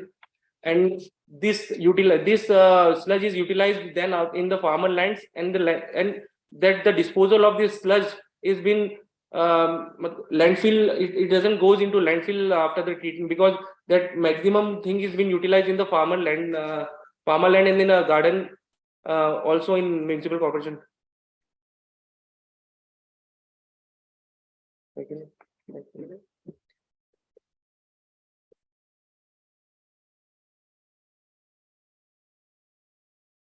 Secondly, ma'am, this particular project has what you can see on the screen has the land was of IMC, Indore Municipal Corporation, and we invested is the 100% capex investment what we have done from Indore Smart City. The civil part contains of 10 crore rupees were invested, and plant and machinery has been done by a company called SIMAC. It is an approved company from BARC, and it will as a monopoly business all over India, and having a number of 17 to 18 plants running on this technology, BARC technology, and proven technology for radiation purpose. Then after, we have also collaborated with Anand Agriculture University to make a lab here that generates Bio NPK liquid fertilizer, which helps in getting the sludge enriched for using in the farmers and garden lands. After that, we have an operational cost also of 75 lakh rupees an annum, so that we are planning to get that O&M been utilized from other product of irradiation. So total overall we have a cost of 21 crore rupees invested in this. In that, we have received cobalt-60 of worth 5 crores from BARC free of cost for that, just to promote this particular technology, so that other cities also can have this particular thing done in their cities. These were sequentially in 2017, ma'am.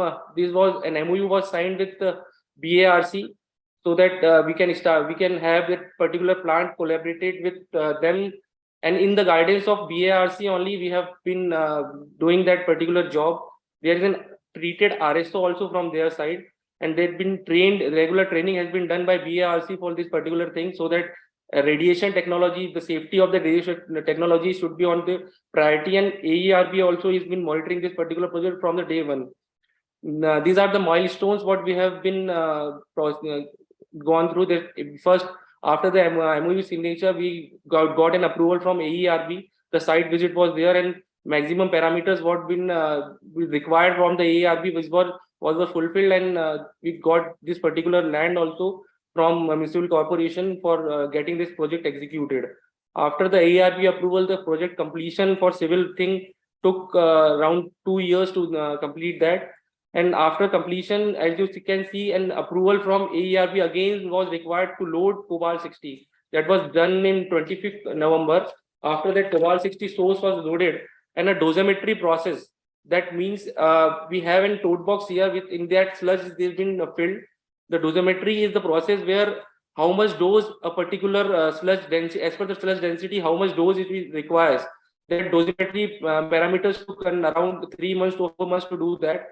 After the submission of this dosimetry report, we got an approval from FSAR, approval from BARC and radiation cell from the BARC. And after the approval, we started the commercial operation last year in 2022 January. The compost, ma'am, what you can see on the screen is the dry sludge composition is a rich source of carbon content. So basically, we have used that particular source, rich source of organic compost in the sludge, and make that more enriched with NPK involvement in that, and the pathogens and bacteria have been killed out of this thing after the sludge radiation process. This is the flow chart, ma'am. What you can see on the screen. That dry sludge has been first transported from the gamma radiation to the gamma radiation plant in the dumper trucks. This entire process is manless, ma'am. The entire process is manless, as we have created in tote boxes and big boxes also from where the sludge has been carried in dumpers. Then it is unloaded in the hopper, transported and crushed in a conveyor belt. This entire process again is mechanized and is manless thing.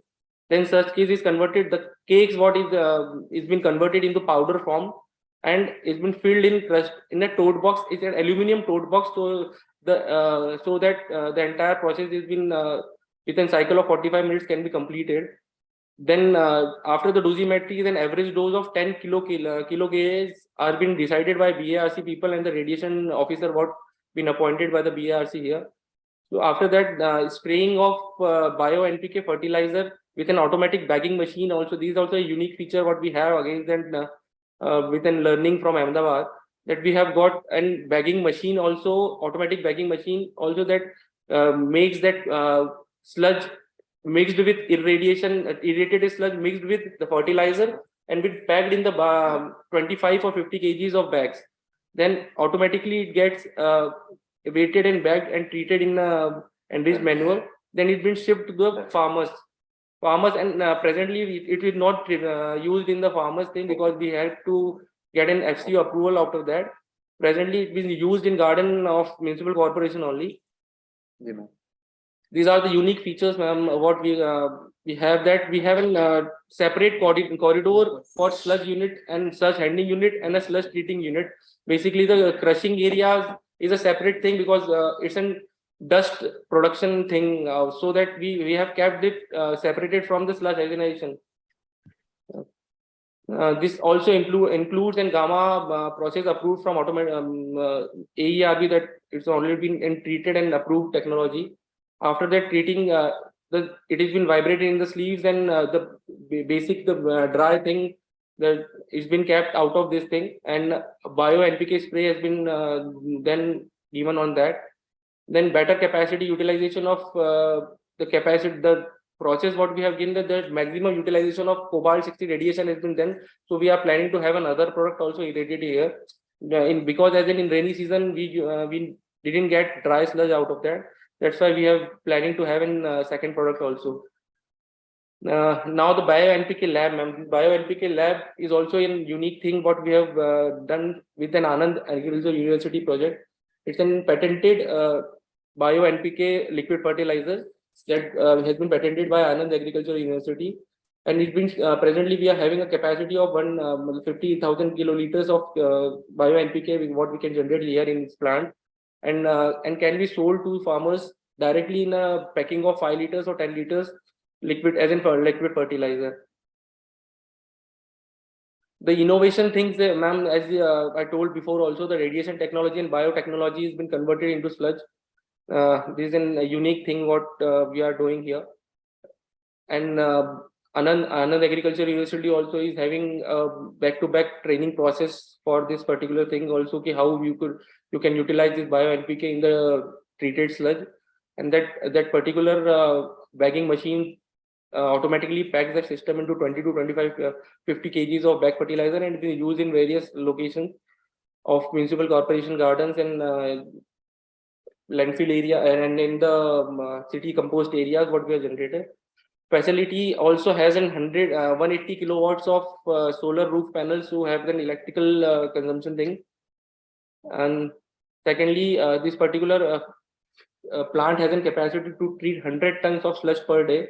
Presently, we are doing of 50% of capacity because the total generation of Indore sludge is 360 MLD, and out of that 2%, 20% of that sludge is been 70 tons of sludge has been generated.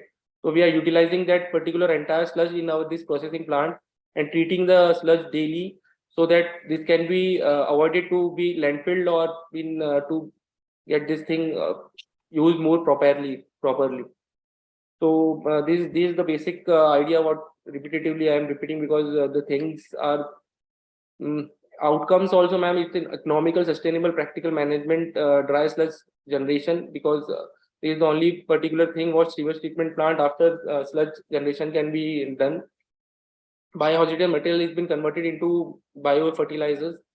Safe disposal of bacteria, landfill, if the material has been given in the landfill, it's a safe disposal. Secondly, it's in promotion between municipal corporation and government research institute, as in you can have it's a unique idea what a municipal corporation, all the municipal corporations should do. Sorry to interrupt you. Another 1 minute. Yeah, okay. The benefits also, it's a benefit of urban area, rural areas, and the government subsidies area, because subsidy on urea and chemical factories are been saved on that, and reduction in the dependency of farmers on the chemical fertilizer. That's the most unique thing what we have been able to get out of this sludge irradiation plant. And manure, a city manure, solid manure that has an enriched bio NPK content in that. These are some glimpses of the units where the irradiation cell. It's been operational from last 1 year, and it's been successfully giving sludge and bio NPK liquid fertilizer. So we are utilizing it in our municipal corporation gardens. And what you can see here is a manless process. Entire sludge is been used without any human intervention, and is been treated here. These are the drying beds, and this is the process what we follow here. The drying beds first, the sludge is handled. Sludge handling is done in box filling areas. Then movement of the areas are there. Then it goes to the radiation cell with cobalt-60 treatment. Finally, bio NPK mixing is there, and automatic bagging machine gives them good quality of manure to the gardens and gardens of municipal corporation. These are some media coverage at the time of installation that been covered. Thank you for this particular opportunity for us. Well, Indore Smart City is really doing well. You're not giving anybody any chance to do better than you. So you have to come up with new ideas all the time. And these are the new, yeah, ma'am. Yeah. So, well, this is a very good activity, innovative, because you are integrating biotechnology as well as radiation technology for converting, normal sludge into fortified manure. Yeah. That is good. You spent about 2.1 crore for setting up. Of course, except the free of cost cobalt donation by the BRC. Right. What is going to be your yearly cost? So 75 lakh rupees what we are spending. 11 lakh rupees per month we are spending, from which has an RSO, treated RSO, trained RSO from BARC, the salary of them, and the people what handles here, and electrical cost and everything. 11 lakh plus 11 lakh per month plus 75. Or comes out again No, another entirely annually 75 lakh rupees we are spending. Acha, total 75 lakh. Yeah. So this manure which you are generating, now you have not started selling it because of some approval. Yeah, pending if fertilizer approval needs to be done, then it can be sold in the particular market. You are getting probably, I think you showed about 10 ton coming out every day. Yes. So when you start commercial activity of selling them, of course, no subsidized rate, some of the 75 lakh can be. Presently, also, ma'am, we are saving on the compost what we have been using in the municipal corporation. In the municipal corporation, we has to we have to. Let us हम लोगों को खरीदना पड़ता था madam, तो वो अभी हम लोग बेसिकली इससे यूटिलाइज कर रहे हैं. उसको ही मान लीजिए कमर्शियल में जो आपका 10 टन निकलता है उसकी कमर्शियल वैल्यू करके it will upset your 75 lakh expenditure. So it's basically going to be a commercially viable project for you. Right. और मैम अहमदाबाद से भी हम लोग बेसिकली प्लस में है बिकॉज हम लोगों ने सेकंड प्रोडक्ट इनलाइन रखा है. जैसे यहाँ पर मंदसौर में बहुत अच्छा लहसुन होता है, तो हाइड्रेटेड लहसुन को ट्रीट करेंगे तो we will have an again an income from that also. 8 rupees kg we can get earn out of that. तो वो हम लोग हाइजेनाइज प्रोसेस, बिकॉज ये कमर्शियल प्रोसेस ही है जो कि ऑलरेडी पूरे इंडिया में चल रहा है मैम. लोग हाइजेनाइज करके काफी अर्न करते हैं. अदर बायोमेडिकल में भी होता है, मेडिकल में भी होता है. ठीक है, पर आपने जो रेडिएशन यूज करके जो आपने बैक्टीरिया को किल किया है, that is little better, more efficient, right? Yes, ma'am. The principal concept is that, but to make that particular project commercial viable, we are having that कि उसका shelf life कभी लहसुन का बढ़ा देंगे, we will earn out of that also. So that's the main. Very good initiative. Thank you. Mr. Saurabh, I understand that cobalt 60 is a radioactive material. Yes, sir. It's a radioactive material. And which rays it generates, which ultimately kills these pathogens? It's a radiation process. Which rays means I don't have any particular idea about. Alpha, beta, gamma, and gamma radiation. Gamma radiation, sir. Gamma radiation, true. But are you sure that these radiation will not reside in the outgoing sludge? No, sir, it will not be, because there is a particular dose what we are giving to them. That's 10 kilo gray per tote box we are giving that. That particular design has been done from BARC and मतलब experienced staff ने sir वो किया है. और ये basically Ahmedabad में तो बिल्कुल सक्सेसफुली कर रहे हैं लोग, और इंदौर भी कर रहा है. इस पर रेडिएशन का कोई भी पार्ट आगे नहीं जाता है. And after the mixing of bio NPK just converted into an enriched sludge. Okay. We are in the process of FCO approval, sir. जैसे FCO approval में भी हमारा सिर्फ FCO approval हो जाता है तो it will be proven technology. After you get full approval. Good innovation. Thank you very much. Thank you, sir. Thank you. No. This is a project which has been done by the district administration, that is Taimod and Nam, a safe motherhood initiative. This is a mobile app which has been developed in the district. And what we noticed during the health reviews is that, in the health system, we have an VHN, the village health nurse, who will be, keeping a record of all the pregnant mothers. And they have to do minimum of 6 visits to the mothers and everything. And then during each visits and more than that, they have to bring mothers to the HSCs, minimum of 5 times to the HSCs or health sub-centers, or the PHCs, that is a primary health sub-centers. In the PHCs, they will be having digital health screening of all the mothers will be done. And the screening parameters will be made. During each screening, their HP, their blood, the body parameters, their blood pressure, everything will be measured, and based upon that, we'll be deciding upon whether the mother is a high-risk mother or not. So it's very critical to ensure that the high-risk mothers are monitored throughout their pregnancy, and also for the first 1,000 days, we have to ensure that the infants are given complete care. So what we identified that, we have nearly 99% institutional deliveries, out of which 45% are happening in the private medical hospitals, and rest of the 55% was happening in the PHCs. So even if it is a delivery is happening in the private hospitals, the initial part of every pregnancy care, PHC is supposed to take care of it. So, I mean, there was some gap in the sense like BHNs were leaving it to the end that once they started visiting the private hospitals, we were noting that, I mean, BHNs were considering and the PHC doctors were considering that as a private case. And the government doctors were not giving much care to the pregnant mothers and their cases. So we wanted the entire data to be available in a single dashboard. Even if the mother is visiting the private hospital also, all the checkups, whatever they have done, and the parameters during each checkup would be captured and would be made available in the digital database.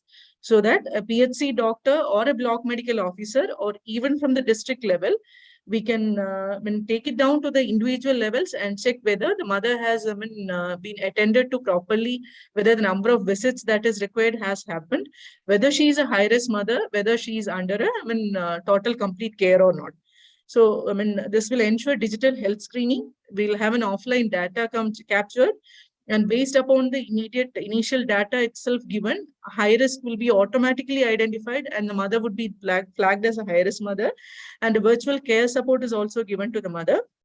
We have a biometric accountability whereby VHN has ensured that they are going to the cases, and we have a digital case sheet available. So wherever she is going ultimately to the delivery, even if it is a GH, they have the entire case sheet of the mother starting from the first visit onwards in the system, so that the ultimate complete data of the mother can be visualized. So a transparent a real-time dashboard is also available for in every block medical officer and all, and even to ensure that the mother geolocation. One thing that we noticed was mother moves from block to block. A geolocation mapping of the mother is also happening in the app, so that we'll be able to ultimately know where is the mother as of now, whether she has moved from one place to another in the district. So, these are the features of this. We are digitizing the complete life cycle of the maternal healthcare activities. We have a transparent care platform whereby we have data collection and real-time decision making is happening. We have virtual care support in the sense like real-time monitoring and follow-up of pregnant mothers, including health checkup, education awareness we are giving, and counseling support also we are giving through this.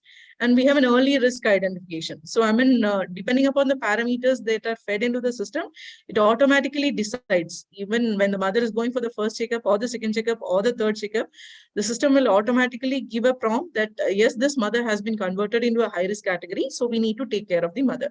And we are getting a real-time report. In the block level and even in the district level, we get a real-time report of the mothers. The data entry can happen even in the offline also. This is one particular feature of this, because we have a hilly area over here, that's Kolli Hills. So one thing that we were facing an issue is there is network connectivity issues over there. So what we made the system in such a way that they can enter the data, and whenever that system or the mobile comes to a place where VHN comes to a place where the mobile network connectivity is there, automatically the data that is entered will be synced to the system. So it will ensure that the system is working smoothly even in those areas where network connectivity issues are there. So this is the flowchart of it. We are onboarding VHNs and the private hospitals through the web dashboard. VHN will use the credentials of mobile applications. Private hospitals will use the web portals, and they'll share the pregnant mother healthcare data. VHN will initially identify all the eligible couple in their community, whoever is married and are in the age of becoming pregnant, and they'll register them as eligible couple registration. And then VHN will use the pregnant mother data, will be on board using the PICME number. That's the first initial number that would be created for them for the antenatal and postnatal checkup. Then the private hospital can upload the pregnant mother data through the PICME number. System will automatically identify the high-risk mother and notify the stakeholder, whoever it is, whether it's a PHC doctor or a BMO about it. So this is the, that's a clipping of an app actually what we have developed. We have a mother map. We have an SOS also given in that itself. Then it shows it's a VHN module which is shown, because so the VHN's name is there. It shows which HSC the VHN is belonging to, which block which is VHN is belonging to, and it gives a prompt to the VHN. You have to visit this many mothers. This many mothers are due to be visited. The data is prompted to VHN, and then data will be given. Moreover, if any mother has raised an SOS, I mean, it will be prompted to VHN saying this mother has raised an SOS, so you will have to reach out to the mother. So the health worker will use the use the app. Private hospital will also use the data entry, and ultimately this is the aim we are aiming at, high-risk screening completely. So we have the dashboards which are developed. First is VHN mobile app dashboard. So that will allows the couple registration, and we'll be able to keep track of the women for pregnancy.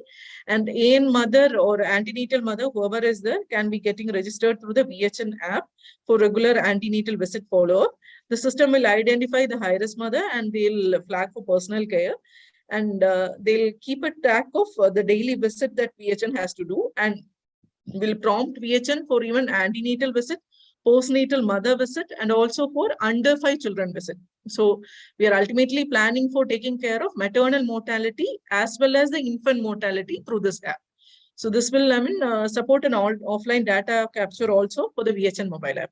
In the admin dashboard, we'll have to we'll have the ability to explore, analyze, and drill down the performance keys. We'll be able to take down up to the PHC level whoever is the high risk cases, whether how many times they have visited, any visit is due or not, whether that mother has come to the center or not, and all those things. And we have a role-based authenticated system is there for district admin, BMO, and PHC doctors separately. And risk identification system is also there.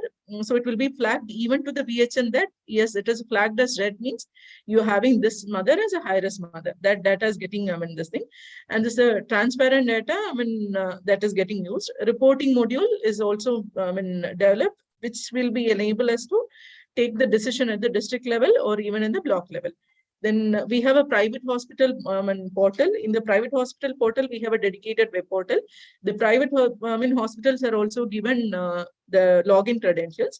And they are given access to the web portals, and they can enter the mother's data to the district admin data. So, even if the mother has gone to a private hospital and gone for a checkup also, the PHC doctor and the block medical officer will be, able to identify that this mother has gone for the checkup over there, and her parameters during the time of checkup is this. The PICME number is kept as the unique number for the mother. So that's a unique number by which we identify each and every mother. That number will be unique for even private hospitals or even for the VHN also. So, this is how, it is happening. First, eligible couple registration is happening. And after that, we have to ensure that this registration is happening within 12 weeks. When the first registration itself, the geolocation tagging of the mother is done.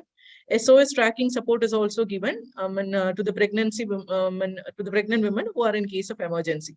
Here we are capturing the mobile numbers of mother as well as the mobile number of the father. The parents, both the parents' mobile number is getting fed in the system for ensuring the geolocation tagging of the parents. Then the second is, VHN will identify. So this is the first step, what is happening.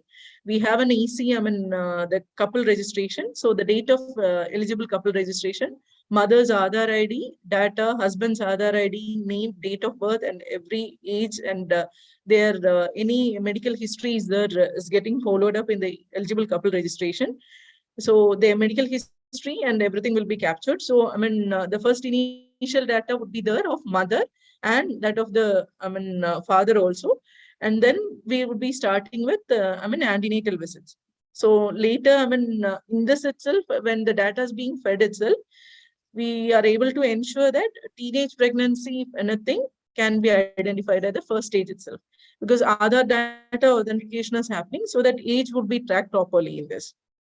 Then VHN would be entering the pregnancy test details, what is a gravida, what is a para, whether they have already a living child, whether they have abortions, which has previously happened, what is the height, what is the weight of the mother, then what is the EDD date, that is automatically added from LMP, whatever we are giving.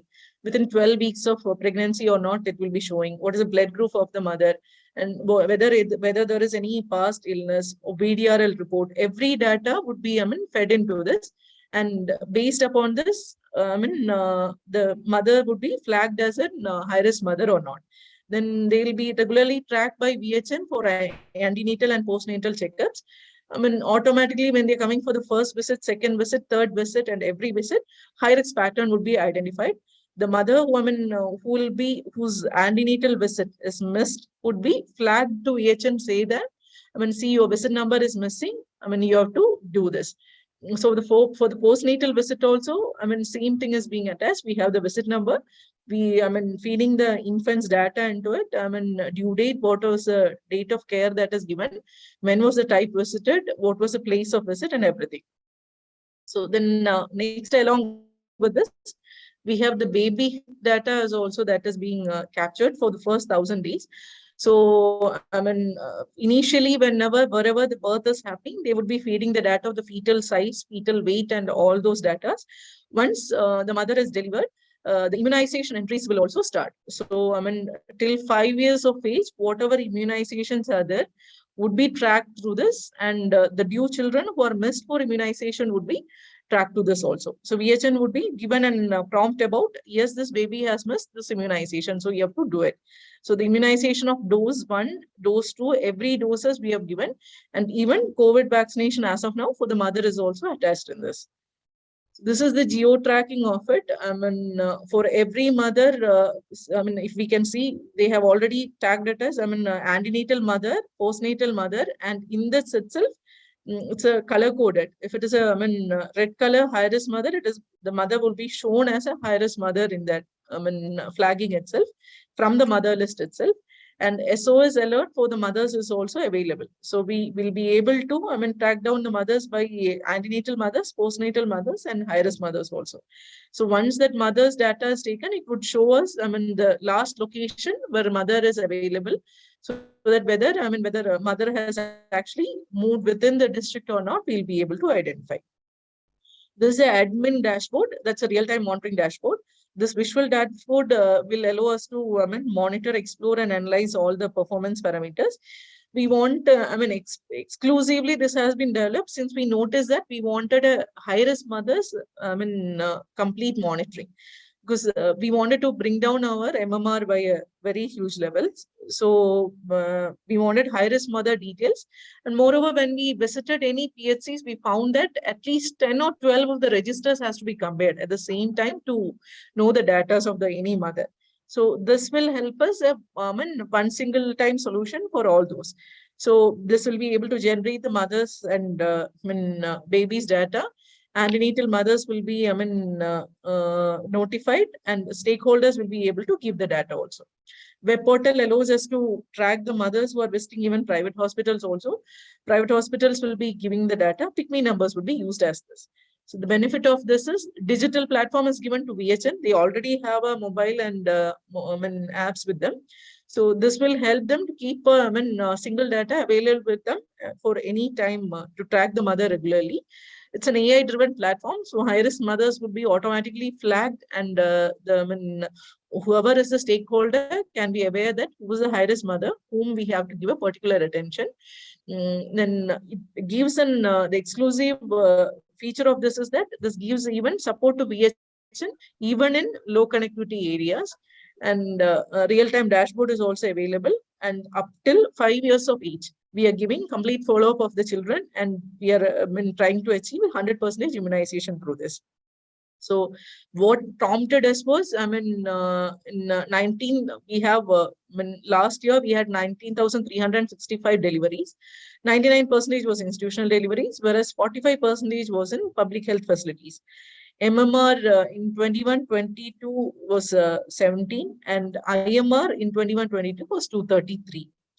And clinical records were not brought during the hospital visits. That created issues for us. There was no, real-time tracking of the mother data, and poor referral management was there. There was immunization dropout, and there was issues faced due to the mother migration. So, we are integrating, we are trying to integrate the PICMI software with this. As of now, whatever PICMI data is, we are feeding into the system by hand. We are trying to integrate this with the PICMI software that is available in the state level, so that automatically the data would be fed from the PICMI into this.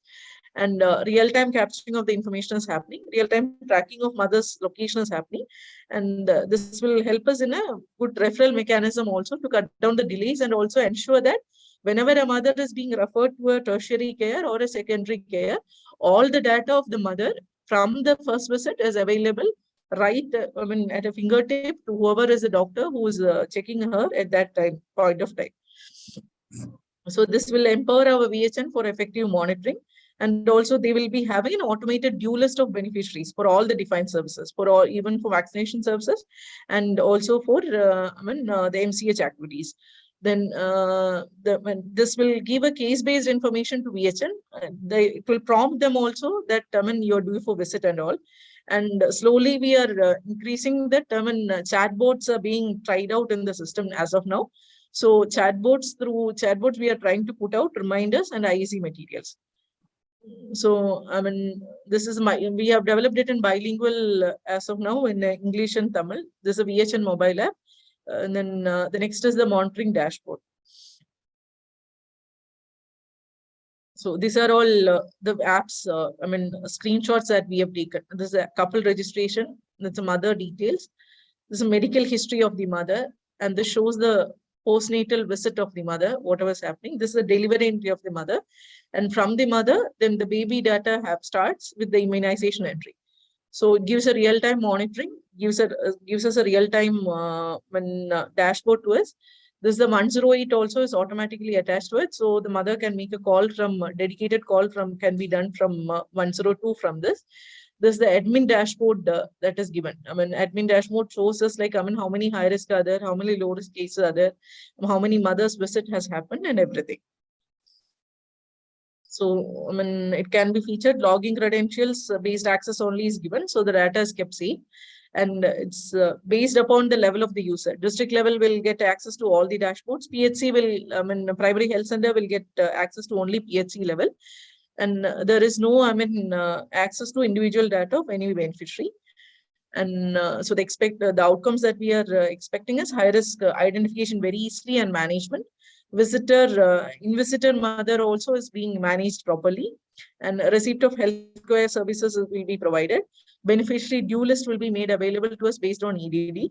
Then emergency and referral mechanism is being made. Especially in postnatal and antenatal care, and even in the baby care will be effective. So outcomes is this: we have seen an improvement in the antenatal registration.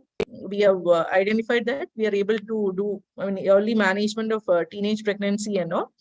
And then we have been able to identify effective tracking of this, and 100% immunization also we are now aiming at. In the future, we are actually proposing them to link this with ICDS, that is the Anganwadi or the app which is there, so that from 3 years down, their nutrition also will be tracked in that. RBSK or RKSK services we are trying to integrate with this. CRS integration and PIGME integration also we are aiming into this. This is the indicators. We are showing post-intervention and pre-intervention.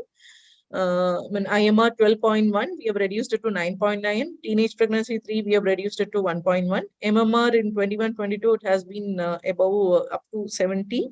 In 22-23, till date, we have had an MMR of only 20.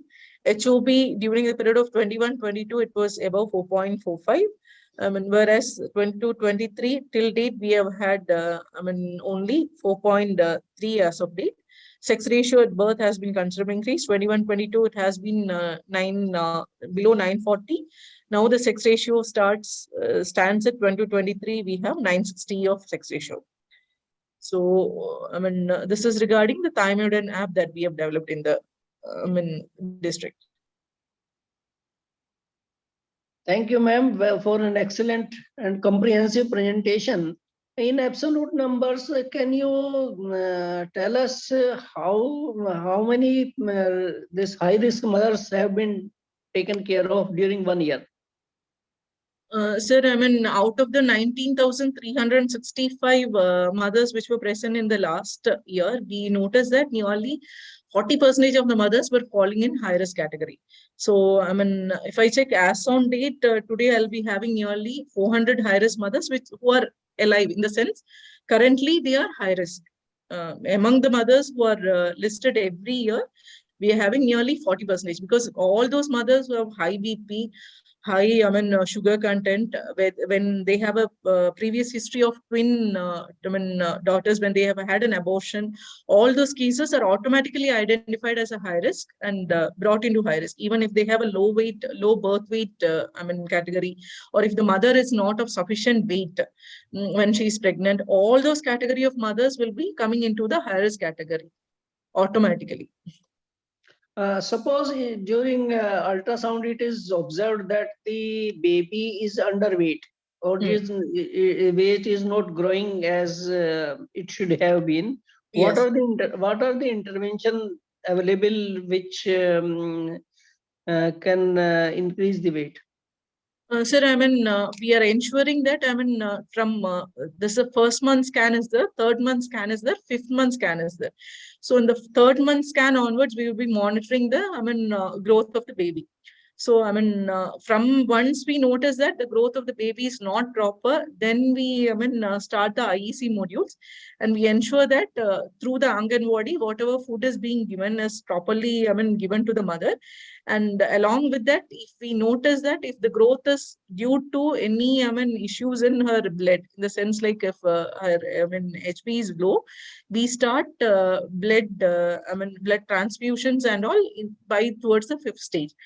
So even when she's going for the third month scan also, that data also will be fed into the system, and automatically that data would be used to calculate whether this mother or the baby has become high risk, so that we have to give good care to the mother or not. Okay, because 40% is a high number, definitely. Yes, sir. That's automatically, because it's not just, mothers who are lower weight, who have already had cases of abortions, those who have already having HB low.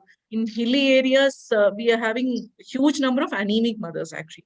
So basically, if I see the chunk of mothers who are in the high risk category would be anemic mothers. But this has given us a very good insight, because we are having every PHC doctor now has in their tips of hands who's the high risk mother, what is the data of the high risk mother. So they also ensure that, it has brought about, a system whereby every PHC doctor now tries to ensure that their mother is safe and none of them goes into an MMR category. Okay, definitely. But you have achieved low IMR, MMR last year. Yes. Hope it will continue, and we wish a very good success to your initiatives. Thank you so much, ma'am. Thank you, sir. So one more presentation is there. Let us wait for comments of ma'am. See, basically, this is a very good initiative and quite innovative also. Especially when you are able to, like Sharmaji pointed out, that you have been able to reduce the IMR as well as IMR, right? So the only thing I want to know, is it for the general population or only for the underprivileged, the tracking? It's for the entire population, ma'am. It's not for underprivileged. It's for the entire pregnant woman of, Namakkal district. This we are actually even scaling it up to the state level now. They are taking it up to my second question. Normally when the pregnant women, they normally go to their parents' house for delivery. If it happens to be in a different district, are you able to track them? Yes, ma'am. Right now we are scaling. This module which we have developed as of now is for the district level. Now we presented it to the state, and the state is scaling it up to the scale. The state level. So once the entire scaling up to the state level is complete, we'll be even able to track the inter-district migration of the mothers also. So that is right now. That could be a little more common for mothers who are going to different districts for the parental house or something like that. Yes. So I think scaling up the whole state will take care of most of that, unless somebody goes out of state. But that will be very few. Yes, very good initiative, and we must congratulate, because you have brought down the rates. Thank you, ma'am. The outcome is good. The project is okay. Everybody tries to do it their way, but you have been successfully implemented. That's what your plus point. Thank you, ma'am.